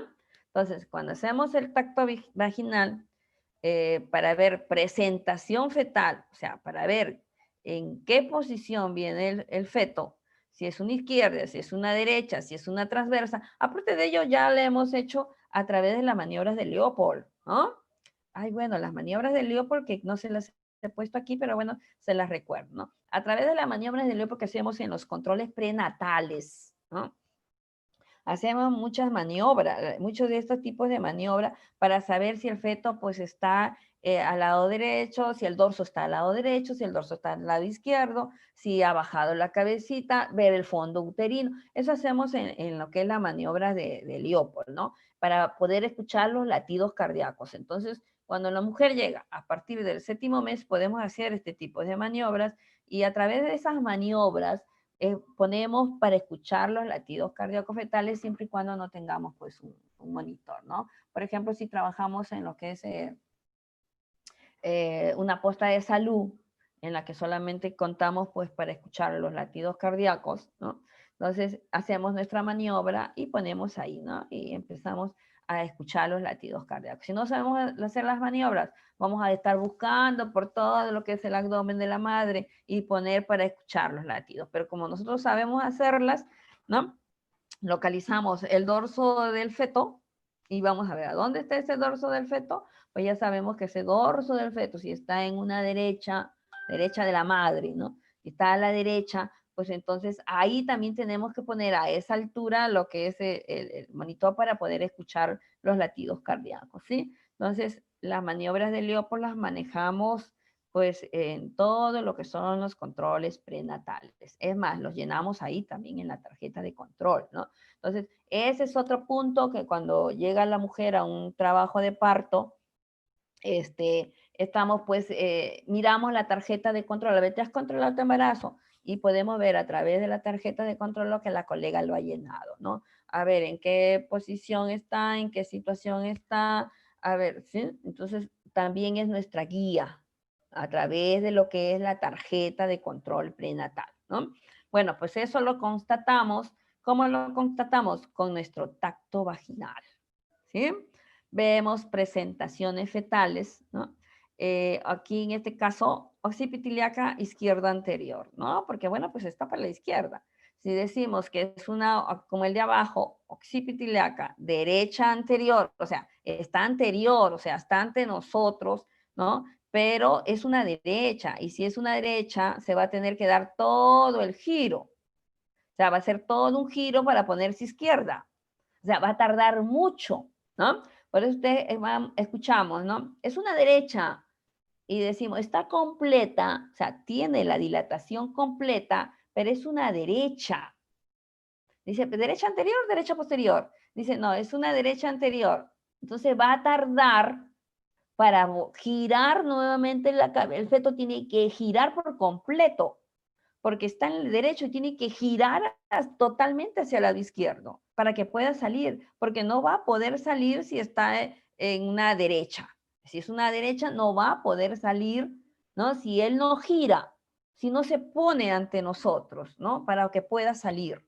Entonces, derecha anterior. Hace una hora está en derecha anterior. ¿Los latidos cardíacos están bien? Sí, ok, está bien. La dilatación completa, pero es una derecha. Por lo tanto, tenemos que esperar que gire, se acomode y para que pueda salir. Entonces, a veces nos tardamos ahí esperando pues una hora. Mientras los latidos cardíacos fetales estén bien, no hay problema. Solamente que es una derecha, se acomodó mal, pues rotó mal, ¿no? Entonces, ¿qué es lo que tiene que ver aquí si es una izquierda, es una derecha? ¿Por qué se puede acomodar el feto hacia el lado derecho o hacia el lado izquierdo? Recordemos los diámetros de la pelvis también, ¿eh? Lo que es obstetricia, cuando nosotros llegamos realmente a ejecutar nuestra carrera, en lo que es en todos los ámbitos, porque nosotros pues manejamos ¿no? Muchísimo campo tenemos, ¿no? Por ejemplo, manejamos lo que es los controles prenatales, ¿cierto? Ahí tenemos un campo muy amplio porque hay muchísimas embarazadas. Y hoy en día tenemos aparte lo que es el control de gestantes adolescentes, en adolescentes nada más, ¿no? Entonces, también tenemos que manejar lo que es ahí, todo lo que es pelvis. Si hacemos planificación familiar, también tenemos que saber lo de la pelvis.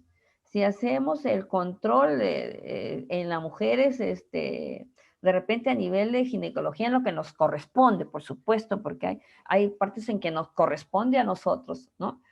También tenemos que saber lo de la pelvis, ¿no? Entonces, ¿por qué se acomoda? Porque es una izquierda. ¿Por qué? Porque el diámetro es más grande, ¿verdad? Si recordamos lo que es la anatomía y los estrechos pélvicos, ¿no? Las medidas, ¿no? Decimos porque el lado izquierdo es un poquito más grande en relación con el lado derecho. Entonces, el feto se acomoda ahí porque lo encuentra un poquito más amplio y se puede acomodar fácilmente, ¿no? Por eso, mayormente las presentaciones vienen en una izquierda anterior, porque encuentran ese espacio para acomodarse, ¿no? Y está muy cerquita para el cuello uterino que salir. Entonces, el feto se acomoda de acuerdo a lo que encuentra en el canal pélvico, ¿no?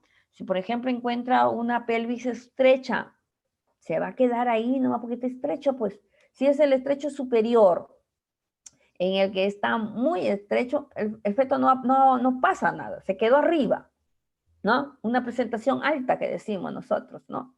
Una presentación que no llegamos, ¿no? Y si la hacemos manualmente a través del abdomen, la podemos tocar fácilmente la cabeza.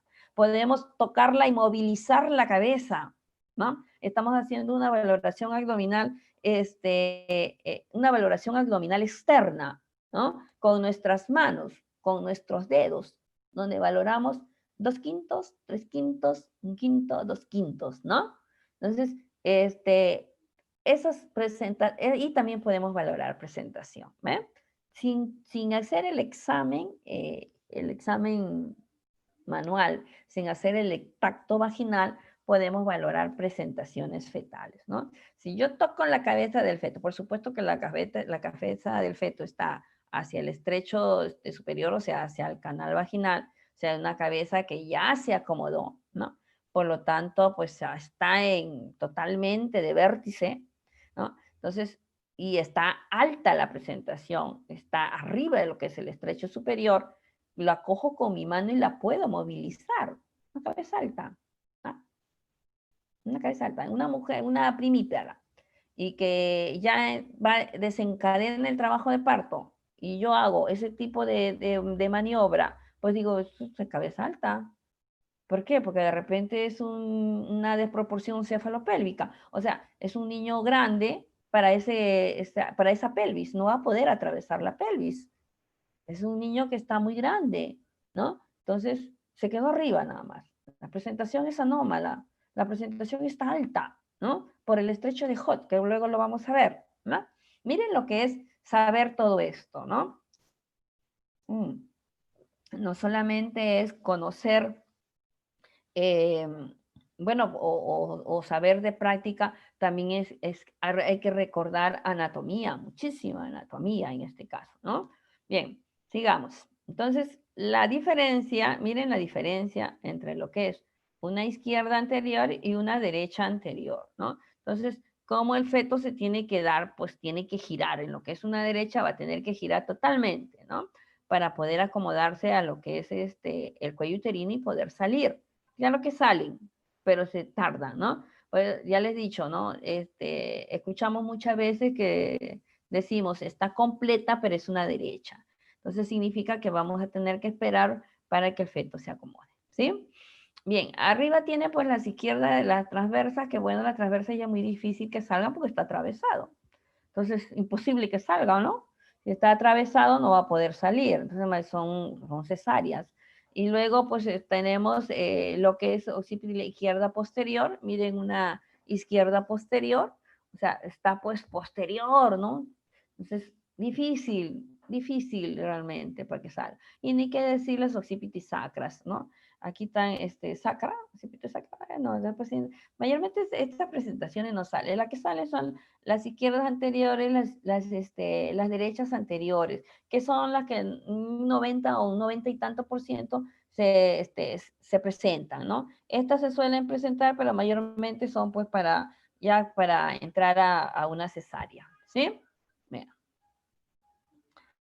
Y aquí están los planos de Hodge, ¿no? Vamos a recordar los planos de Hodge, porque, a ver, hoy en día en muchos hospitales sí hacemos lo que es, bueno, pues la palpación manual, ¿no? Para ver lo que es altura de presentación. Pero también la hacemos en lo que es, pues, a través del tacto vaginal, y aquí en donde nos vale, pues, lo que es el plano de Hodge, ¿no? El plano de Hodge, en el que dice el primer plano, ¿sí? Desde el promontorio hasta el borde superior del pubis.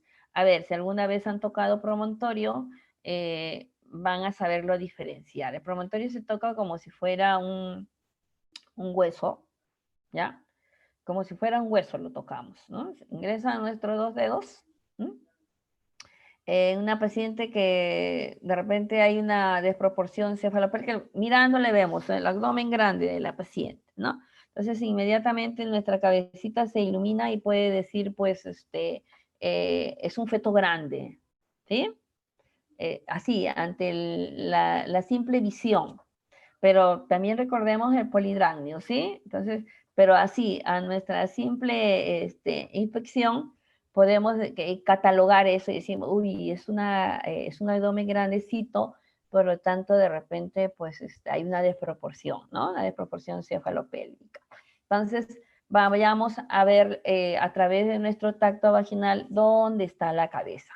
Y ahí es donde valoramos, pues, lo que son los planos de Hodge, ¿no? Que existen aquí, que es la escuela europea, y lo que es los planos de Lee, ¿no? Que es la escuela americana. Entonces, decimos, ¿no? A ver, pues solemos poner en nuestro partograma, vamos a poner -4, -3, -2, 0, +4, ¿no? O sea, si está en el primer plano, o sea, a ver, está en el primer plano, ¿no? En el primer plano de Hodge, que es desde el promontorio al borde superior del pubis, ¿no? Vamos a decir que está pues la cabeza en -4. O sea, la presentación está alta, decimos, ¿no? Porque está pues a nivel de lo que es el promontorio. Ahora, otra forma de valorarlo es también empujamos la cabeza. O sea, llegamos, ¿no? Le digo por la experiencia, ¿sí? Llegamos, ingresamos a lo que es cuello uterino y movemos la cabeza, empujamos con nuestro dedo de la cabeza, ¿no? A veces está alta, pues, porque las estoy empujando, ¿no? Está alta, por eso decimos, ¿no? Entonces, está en -4, ¿sí? Luego, el segundo plano, que decimos, de la cara anterior de la segunda vértebra sacra al borde inferior del pubis. ¿Cómo valoramos esto, no? Aquí este es el segundo plano que sería -2, ¿no? ¿Por qué decimos -2? ¿No? Ingresamos nuestros dedos, ¿no? Y entre la cabeza y lo que es la dilatación ingresan estos 2 dedos. Esa es otra manera, ¿no? Es otra manera. O sea, están ingresando mis dos dedos, ¿no? La cabeza está ahí, ingresan mis 2 dedos. Estamos diciendo que estamos en -2, ¿sí? El tercer plano de Hosch, que dice, está al nivel de las espinas ciáticas, ¿no? Y para esta escuela está en 0. A veces escuchamos, está en 0, la presentación está en 0, la presentación está encajada, la presentación está profundamente encajada. Bueno, esos términos que ya no se suele decir mucho, ¿no? Pero que bueno, porque las que somos antiguas lo hemos usado muchísimo, ¿no? Y ¿cómo está la presentación? Está encajada. O la presentación profundamente encajada, ¿no? O sea, la presentación está en 0. Eso es lo que decimos. ¿A dónde está la presentación? A nivel de las espinas ciáticas, o sea que está en 0, ¿no? Entonces, palabritas, ¿no? Que de repente, pues, se han ido perdiendo, ¿no? Y que, bueno, pues ahora son utilizadas con otros términos, ¿no? Bien, entonces, cuando está en el nivel 0, ¿no? O sea, o estación 0, o en el tercer plano de Hosch, la cabeza pues está profundamente encajada porque está a nivel de lo que son las espinas ciáticas. Y podemos tocar las espinas ciáticas, ¿no? Cuando hacemos la valoración de pelvis, por ejemplo, para saber si es una pelvis estrecha o es una pelvis que es normal, ¿no? Nosotros, ¿qué valoramos? ¿No? ¿Qué valoramos? Desde el estrecho superior bajamos, valoramos espinas ciáticas y valoramos el estrecho inferior, ¿no? Entonces, cuando tocamos espinas ciáticas que están muy juntas unas a otras, pues esa cabeza se va a quedar ahí, no va a poder atravesar. Y esto que el feto hace maravillas para poderlas atravesar, porque están muy cercas unas con otras. Y son huesos que no se pueden movilizar, ¿no? Entonces, de espina ciática tiene que haber pues una distancia de 10.5 más o menos, 10.5 para uno, 11 para otro, ¿no? Entonces, nosotros vamos de espina a espina, ¿no? Y decimos, pues bueno, por aquí pasa una cabeza fetal. Pero a veces están las espinas, son tan puntiagudas y están juntas y decimos, uy, cuidado porque se puede quedar aquí a nivel de espina ciática. O sea, el feto puede atravesar el estrecho superior, ¿no? Ir avanzando y avanzando, y cuando llega a espina ciática se puede quedar ahí, motivo de muchas cesáreas, ¿no? Cuando se queda a nivel de lo que son las espinas ciáticas, no va a poder avanzar. Por lo tanto, pues es motivo de cesárea, ¿no? Entonces, valoración de lo que son los planos de Hosch en relación con la altura de presentación, pues tiene que ver muchísimo, ¿sí? Entonces, una paciente, por ejemplo, ¿no? Que, a ver, tiene pues un feto de unos 3.800, vamos a poner un ejemplo, de 3.800, pasó el borde superior, o sea, ya pasó, atravesó, llegó a espinas ciáticas y se quedó ahí nada más. Entonces, vemos cuello uterino, ¿cuánto está el cuello uterino? Valoramos cuello uterino de dilatación, 7 a 8 centímetros de valoración y vemos, ¿y dónde está la presentación? En 0. Bien, listo. Vamos a esperar, de repente puede pasar, ¿no? A la siguiente hora, paciente con 9 centímetros de dilatación, ¿y dónde está la presentación? Sigue en 0. O sea, sigue a nivel de las espinas ciáticas, ¿no? O sea, no puede avanzar más. Ahí se quedó. Entonces, el feto se intenta acomodar de una y otra forma, va a hacer su rotación interna para poderse acomodar, pero en muchos de los casos no va a poder hacer porque tiene una cabeza muy grande y se quedó ahí, se estancó ahí. Más de la dilatación avanza, pero el feto no, pues por eso tenemos que ver altura de presentación, ¿no? Por eso se tiene que llenar también lo que es el partograma, O sea, a medida que la contracción van avanzando, también tiene que ir avanzando pues la presentación, no solamente la dilatación. La dilatación avanza con la presentación, o sea, con el feto. Las contracciones avanzan con la dilatación. O sea, cada contracción que hay va a hacer que ese cuello se siga abriendo y va a hacer que el feto también siga avanzando. O sea, no se pueden estacionar, tienen que ir a la par, tienen que ir de la mano, como decimos, ¿no? Entonces, miramos el partograma, llenamos el partograma y decimos, hace 1 hora, dilatación 8, presentación en 0. No avanzó. A la siguiente hora, dilatación 9, presentación en 0 o en el tercer plano de Hodge, ¿no? O sea, a nivel de la espina ciática. ¿Qué pasó? Se sigue quedando ahí. Latidos cardíacos fetales, ¿no? Empiezan a ponerse taquicárdicos, ¿no? Porque cuando el feto cuando empieza a sufrir, empieza a haber sufrimiento fetal, lo primero que hace es que se pone taquicárdico, o sea, el feto se desespera, nos está avisando, ¿no? Nos está avisando que la está pasando mal. Hay una taquicardia de por medio, hay más de 180 latidos por minuto, por lo tanto hay una taquicardia, el feto está desesperándose y luego empieza a bajar y entrar en una bradicardia. O sea, como que nos avisa, ¿no? Nos avisa, nos está diciendo algo está mal. Por eso mi corazón está aceleradísimo, porque la estoy pasando mal por dentro, ¿no? Me estoy quedando ahí mucho tiempo, necesito salir ya. Y los latidos se vuelven pues desesperantes. 180, 200 por minuto es una emergencia, definitivamente. Se quedó en lo que es el tercer plano de Hodge y se quedó pues en lo que es en la estación 0 o a nivel de las espinas ciáticas, ¿no? Eso nos sirvió. ¿Qué nos sirvió? Bien, vemos el partograma, ¿no?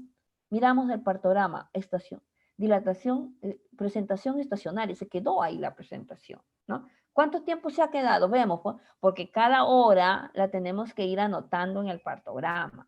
Cada hora que hacemos nosotros nuestro examen, tenemos que anotarlo en el partograma. Para eso es este documento, ¿no? Que nos ayuda realmente a darnos cuenta, pues, si la dilatación va avanzando de acuerdo, pues, a las contracciones que presenta la paciente. Las contracciones, ¿no? La dinámica uterina. A ver, las multíparas en muchos de los casos no presentan pues una dinámica en la que ellas pues se pueda notar en su semblante que tienen dolor, ¿no? Sin embargo, en las primíparas podemos verlo claramente, ¿ya? En las primíparas nosotros podemos ver en ellas, ¿no? Cómo sienten las contracciones, cómo son las contracciones, porque para ellas se presenta con mucho más dolor que para una multípara. Una multípara que ya pues ha tenido sus partos anteriores, ya sabe cómo es, y la flacidez del abdomen cuando colocamos nuestras manos es diferente a una primigesta, ¿ya? Entonces, avanza mucho más rápido que a veces nosotros no nos percatamos de eso. Pero como sabemos que es una multi, ¿no? Porque nosotros sabemos que es una multi por el historial y todo, ¿no? Multi, decimos, uy, ya no, estamos más atentas de ella. Estamos más atentas a una multi que a una primi. Porque el trabajo de parto se va a desencadenar mucho más rápido sin que presente mayores síntomas. ¿Ah? Sin embargo, la primi va a presentar más síntomas. Entonces, miren la diferencia, ¿ya? Y mucho más en una gestante adolescente. A ver, una gestante adolescente, precisamente por su edad, ¿no? Por su edad, 17, 18 años, pues son muy, muy valientes. Hacen muchos, ellas por tener esa edad, pues han tenido una vida agitada, ¿no?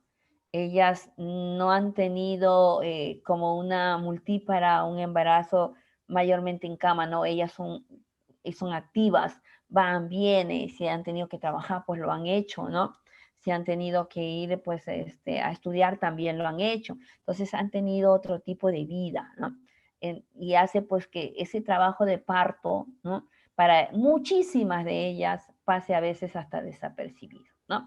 Cuando haces la entrevista del caso y le preguntas, ¿no? ¿Te dolió? ¿Sentiste las contracciones? Y ellas a veces te dicen, no, pues casi nada. Así como me lo pintaban, no es así. Así te suelen decir, ¿no? O sea, me dijeron que me iba a doler, pero no me dolió así. Me dijeron que iba a pasar esto, pero no fue así. Entonces, diferencias, ¿no? Entre una adolescente primigesta y una, una primigesta de unos 35 o 40 años. Mucha la diferencia, ¿ya? Muchísima es la diferencia. En su comportamiento, en las contracciones, porque en la adolescente a veces no tiene dolor. Sin embargo, pues la otra mujer primigesta de mayor de 35 años, pues va a tener dolor, va a sentir todo, ¿no? Entonces, tenemos que ver, si nosotros vemos que es una primigesta adolescente con unos 18 años, ¿ya? Y vemos a la otra que es una primigesta con unos 36 años, les tenemos que, claro, la atención del caso para las dos, ¿no? Pero nos engañamos en cuanto a los signos y síntomas, ¿sí? En cuanto a los signos y síntomas. De repente en una adolescente, porque ya sabemos que su trabajo de parto va a ser pues de unas 7, 8 horas, ¿no? Una adolescente de unas 17 años entró pues con 4 o 5 centímetros de dilatación y en 5 o 6 horas ya está con 9. Una primigesta de unos 35 a 40 años que entró a la misma hora, pero cuando entre los 5 o 6 horas todavía está con 5 o 6 centímetros de dilatación. O sea, va a ir más lento que una gestante adolescente. Sus contracciones van a ser más lentas que una gestante adolescente. Sus contracciones van a ser más dolorosas que una gestante adolescente, ¿no? Entonces, diferencias entre ellas precisamente por la edad, ¿no? ¿Qué nos dice la OMS en relación a las gestantes adolescentes, ¿no? Que todavía pues no están lo suficientemente maduras como para ser madre. Sin embargo, cuando nos vamos nosotros a la experiencia del caso, la vemos que están lo suficientemente maduras como para soportar contracciones uterinas. Las soportan. O sea, no se quejan, no gritan, no lloran. ¿Ah? Entonces, si de hecho que anatómicamente no están maduras, psicológicamente lo están. O sea, su mente ha madurado lo suficiente, ¿no? Como para soportar todo este tipo de dolor, de contracción. Porque la contracción tiene que doler, de hecho, la contracción duele, ¿no? Duele, porque hay cuello uterino que ha estado cerrado durante muchísimo tiempo y luego se tiene que abrir, por lo tanto tiene que doler. Si hay un feto que tiene que atravesar una pelvis, unos huesos, porque son huesos, ¿no? Se tiene que acomodar, por lo tanto tiene que haber dolor, no es algo indoloro, ¿no? O sea, no hay ningún libro, no hay ningún artículo, ninguna publicación en las que nos diga que el parto es indoloro. Sí es cierto que hay pacientes que sienten el dolor de acuerdo a cómo se han educado, cómo han sido educadas. Sienten el dolor, por supuesto que lo sienten el dolor, sino que han sido educadas y soportan ese dolor porque saben respirar, porque saben comportarse en el momento de la contracción. Pero claro que hay dolor, ¿no? Entonces, lo que nos dice la OMS con respecto pues a lo que es las gestantes adolescentes, en la que por supuesto corre muchísimo riesgo, ¿no? En tener pues un embarazo a esta edad, pues igualito es una mujer que tiene unos 35 o 40 años, ¿no? Sentir el mismo tipo de dolor. Lo que pasa porque precisamente por tener esa edad, ¿no? Nosotros decimos, bueno, pues el comportamiento es diferente, ¿no? Y también decimos, si es una mujer educada, el comportamiento es diferente, ¿no? Tanto una mujer añosa como una mujer joven. De hecho, que nos vamos a encontrar pues con diferentes cosas o nos encontramos de repente con cosas en que las que nosotros pues decimos, caramba, me sorprende, ¿no? Me sorprende porque yo pensé encontrar otra cosa, me sorprende porque de repente, pues esto, lo otro, ¿no? Entonces, cuando nosotros tengamos a una paciente joven, ¿no? Em, a ver, cuando nosotros tengamos, por ejemplo, en este caso, a ver, hablemos de edad, ¿sí? Para tener el ejemplo más claro. Una chica de unos 15 años, ¿no? Una chica de unos 15 años, por ejemplo, que está en un trabajo de parto. Y tenemos a nuestro lado, ¿no? A una chica de 35 años que esté igualito en trabajo de parto, ¿sí? Y empezamos a hacer la valoración del caso. La gestante de 15 años que ha empezado pues hace 3 días con contracciones esporádicas. La otra paciente de 35 años que ha empezado pues con contracciones hace un día. La otra tenía 3 días, la otra tenía un día, ¿sí? Hacemos el examen. La gestante de 15 años pues tiene 4 centímetros de dilatación. Ha entrado a la misma hora, han entrado a la misma hora. La gestante de 35 años también tiene lo mismo y han entrado a la misma hora. Pasada una hora, la gestante adolescente tiene 6 centímetros de dilatación, no se ha quejado, ha respirado cada vez que ha venido la contracción, ¿no? Vayamos a la otra gestante. Tiene 5 centímetros de dilatación y ha estado quejándose, llorándose y todo lo demás. ¿Ven? ¿Por qué avanzó más rápido la gestante adolescente? ¿Por qué hizo ella? ¿Y por qué no se quejó? Porque la otra persona mayor sí se quejó y no avanzó. Ambas han recibido clases de psicoprofilaxis. Ambas han sido educadas para actuar en el trabajo de parto. Es más, está una colega con cada paciente. Una colega para la gestante adolescente, una colega para la gestante de 35 años. Entonces, ¿qué ha influido, no? ¿Qué ha influido en que la gestante adolescente avance más que la otra gestante que tiene 35 años? ¿Qué es lo que tiene de más o qué es lo que tiene mejor, ¿no? Para que pueda avanzar en este caso más que la otra gestante, ¿no? Su edad, ¿no? Su edad influye muchísimo. Su edad es una chica de 15 años, sin embargo, pues sus contracciones han avanzado más rápido, porque es una chica que ha estado activa durante todo el día, a pesar que nos diga la Organización Mundial de Salud que estas chicas todavía no están lo suficientemente maduras para ser madre, para soportar un trabajo de parto. En su comportamiento es diferente cuando nosotros la vivimos el caso, ¿no? Sí es cierto que hay también que gritan y chillan, ¿no?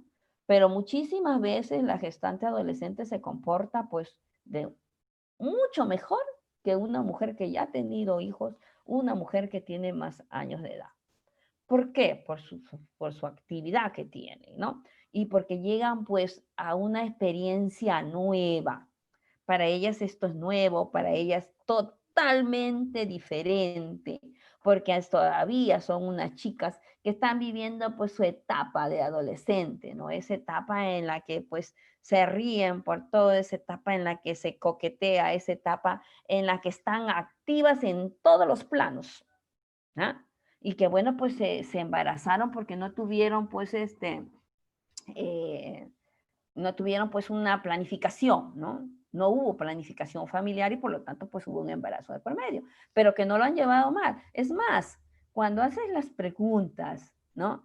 En relación a si tuvieron náuseas, a si llegaron a algún momento a vomitar, si tuvieron mucho sueño, algún tipo de estos síntomas, ellas no han presentado nada. No han presentado nada. Sin embargo, te vas a la otra paciente de 35 años, pues esta paciente tiene náusea, esta paciente tiene vómito, esta paciente le dolió la espalda, esta paciente le dolió la cadera, ha tenido todos los síntomas, ¿no? Y la gestante adolescente no. Entonces, ¿influye o no influye la edad? ¿Es mejor tener un niño a esa edad de adolescente o es mejor tener un niño a la edad de 35 años? O sea, eso es algo que bueno, pues nos preguntamos, ¿no? Nos preguntamos. Lo que pasa es que estas chicas de 15 años todavía tienen que estudiar, pues, ¿no? Tienen que estudiar, todavía pues ellas tienen que seguir su educación, 15 años todavía están pues tercer año, segundo año de secundaria. Entonces, un embarazo a esa altura como que un poquito que las apagan, ¿no? Está apagando un poquito su educación, porque hay un niño de por medio, se tienen que dedicar al niño, ¿no? Entonces, muchas de ellas dejan de estudiar, pero su comportamiento durante el trabajo de parto está ok, ¿no? Hay excepciones, por supuesto, ¿no? No estoy hablando de un 100%, estoy hablando que en la mayoría de estas gestantes adolescentes, pues hacen mejor su trabajo de parto, ¿no? Entonces, a diferencia de lo que es estas mujeres, pues, con 30 o 35 años de edad. Entonces, a eso me refiero, ¿sí? Bien, entonces sigamos avanzando en cuanto a lo que es, bueno, ya lo tenemos claro, lo que son los planos de Hodge, lo que es la altura de presentación, ¿no? Cómo lo vamos a ir poniendo ahí, marcando o dibujando en lo que es el partograma, ¿sí? Y también lo que no le he presentado en la diapositiva, lo que son las maniobras de Leopold, ¿sí? Pues estas maniobras de Leopold las tenemos que tener, pues, desde la puntita de nuestro pelito hasta nuestro último dedito, saberlas de maravilla con el simple hecho de ver el abdomen, ¿no? Y de cogerlo con nuestras dos manos, porque aquí en lo que es este tipo de valoración, las maniobras de Leopold manejamos las dos manos, ¿no? Tenemos que saber diferenciar el dorso, lo que es un dorso, ahí vemos las manitos, los piececitos del bebé, ¿no? Cogemos cabeza de bebé, entonces ahí vamos valorando también alturas de presentación, ¿sí? Bien. Y aquí entramos ya, porque ya hemos hablado de lo que son, pues, todo lo que interviene en el trabajo de parto, ¿sí? Que ya hemos hablado de lo que es un trabajo de parto, la fase latente, la fase activa, lo que es los planos de Hodge, lo que es altura de presentación, lo que son el tacto vaginal, cómo medimos con nuestro dedito y todo para poder llenar el partograma, ¿sí?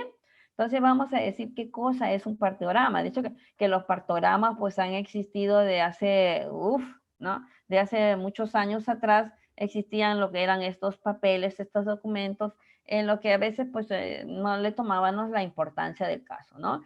Y que hoy en día la Organización Mundial de Salud nos aconseja llevarlo, ¿no? Y que es algo que mirándolo, o sea, mirándolo nada más, cómo va yendo la línea, ¿no? Nos vamos a ir dando cuenta si un trabajo de parto va dentro de lo normal o ya se está saliendo de esa normalidad, ¿no? Entonces vamos a decir qué cosa es un partograma. Es una representación visual, ¿ves? Representación visual, o sea, lo estoy mirando, es una gráfica, ¿no? De los valores y eventos relacionados al curso del trabajo de parto. Eso es un partograma. Es un documento, es un papel, es una gráfica, ¿no?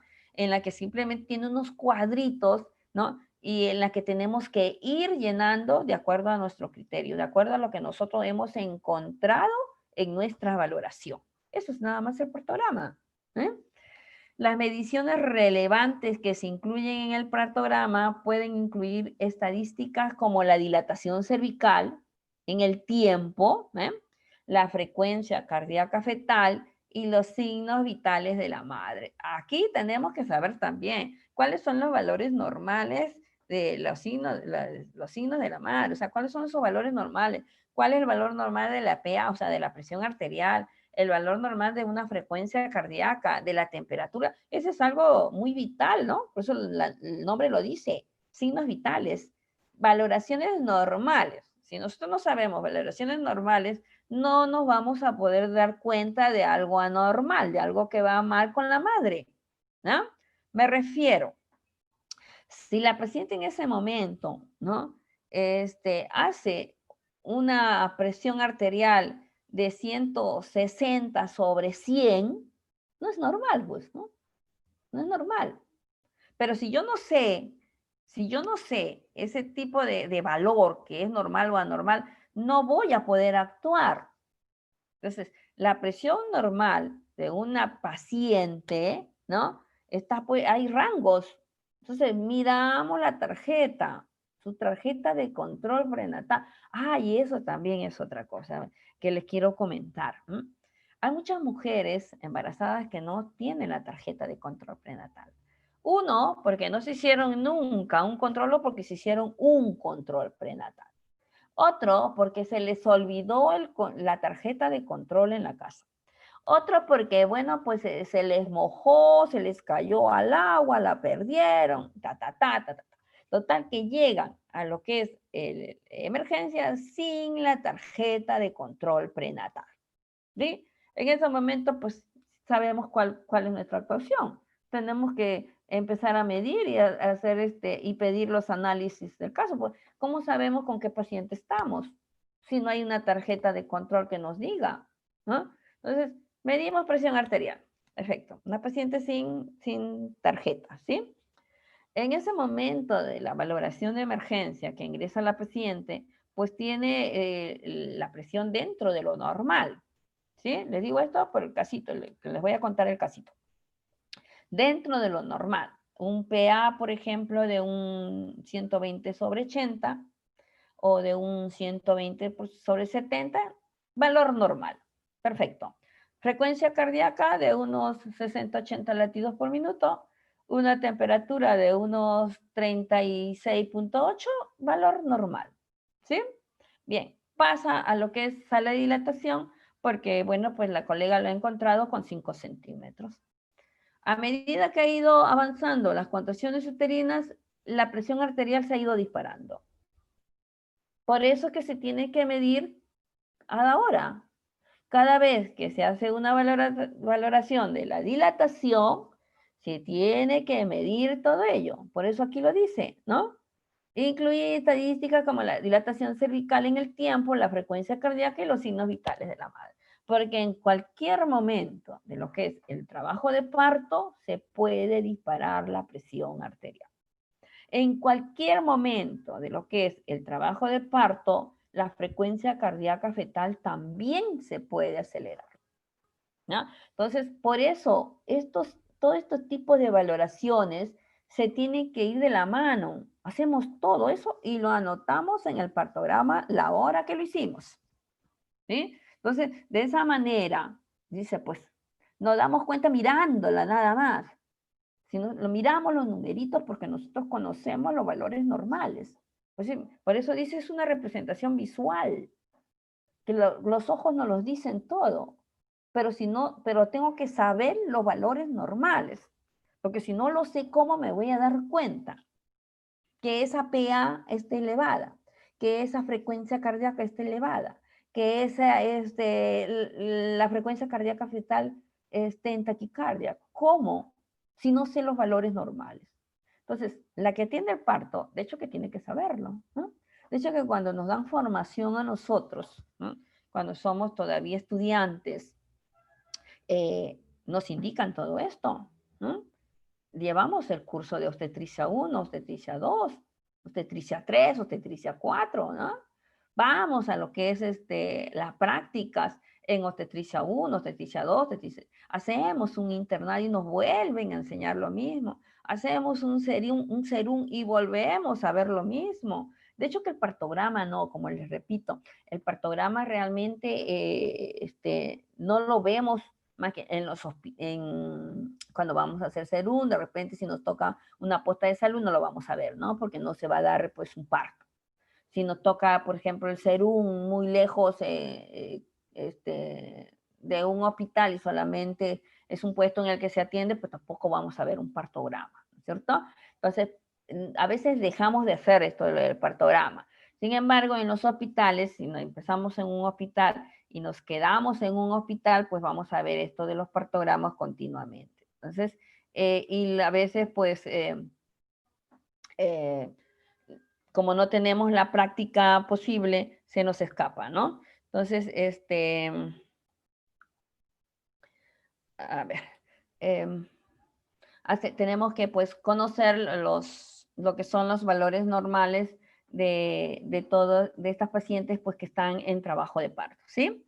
Dice, la vigilancia clínica de la evolución del trabajo de parto puede prevenir, detectar y manejar la aparición de complicaciones que pueden desencadenar daño a veces irreversible o fatal para la madre y el recién nacido, ¿no? Entonces, vigilancia clínica, ¿no? Si ya empezamos a ver que algo va normal, de hecho que no le podemos quitar el ojo a nuestra paciente, ¿sí? De hecho que tenemos que, somos dos siempre en la que trabajamos en lo que es parto. Nunca hay una obstetra sola, ¿no? Siempre hay dos, ¿no? Entonces, tenemos que pedir pues la ayuda de la otra colega, ¿no? Y también trabajamos con un médico, por supuesto que tiene que estar el ginecólogo ahí también, ¿no? Entonces, cuando se nos escapa algo, cuando vemos nosotros así, mirando la gráfica nada más, y ya es como la lucecita se nos prende y decir, algo va mal, ¿no? Porque ya la gráfica la estoy viendo que no va bien, ¿no? Por lo tanto, tengo que reportar el caso. Tengo que hacer que el especialista vea a esta paciente. ¿No? No esperemos a que se nos complique mayormente la paciente. Cuando una simple, así, un cuadrito que tenemos que llenar, lo vemos que ya se salió dentro de esa línea, ya ahí nomás, ¿no? Hay que avisar, hay que pedir ayuda para evitar que se nos complique la paciente y con esa complicación puesta en vida está en juego la vida de ella y del feto. Entonces, la responsable de todo ello somos nosotros, las obstetras que estamos ahorita en ese momento atendiendo al parto. Somos los responsables de ello, ¿no? Por lo tanto, pues tenemos que hacer bien lo que son los controles, darnos cuenta perfectamente de lo que es este documento que nos va a ayudar pues a detectar tempranamente que este trabajo de parto va mal, ¿sí?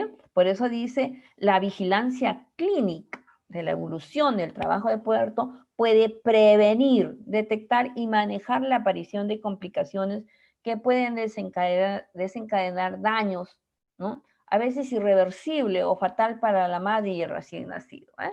Miren lo que dice esto, te lo está diciendo clarísimo, ¿no?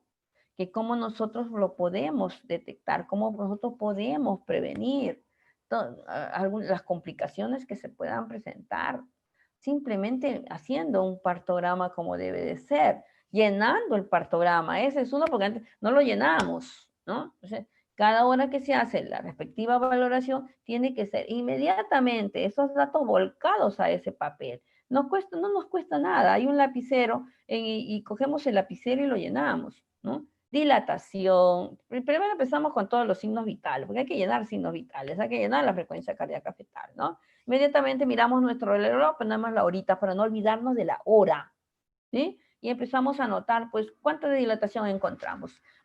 ¿Cuál es la altura de presentación del feto? Dilatación, altura de presentación. ¿Y lo que? Frecuencia cardíaca fetal, ok. Vemos que está todo ok, perfecto, está todo ok. Ya lo anotamos. No lo dejamos para más tardecito ni para nada. Inmediatamente lo colocamos para así no olvidarnos, ¿sí? Bien, pues, entonces, mañana seguimos hablando todo lo que es partograma, ¿ya? Con con esta clase que hemos hecho de lo que es el recordatorio de lo que ya hemos llevado nosotros, porque bueno, al menos les digo yo, porque bueno, tengo muchos años de egresada, de repente ustedes todavía están estudiando o están en el último año, ¿no? Ya pues hemos recordado todo esto que ya lo hemos estudiado pues en nuestra formación, en nuestra vida universitaria, ¿no? Y bueno, pues que es muy importante saberlo para poder llevar el partograma. Pues entonces mañana continuamos con el llenado, ¿ya? Sabiendo todo esto, continuamos con el llenado porque aquí viene todo lo que es ya partograma, ¿sí? Bien, pues entonces nos encontramos mañana a lo que es la misma hora, ¿no? Muchísimas gracias por su atención. Nuevamente, el reencuentro es mañana a partir de las 4 de la tarde. Muchísimas gracias y hasta mañana. Gerson, ¿estás?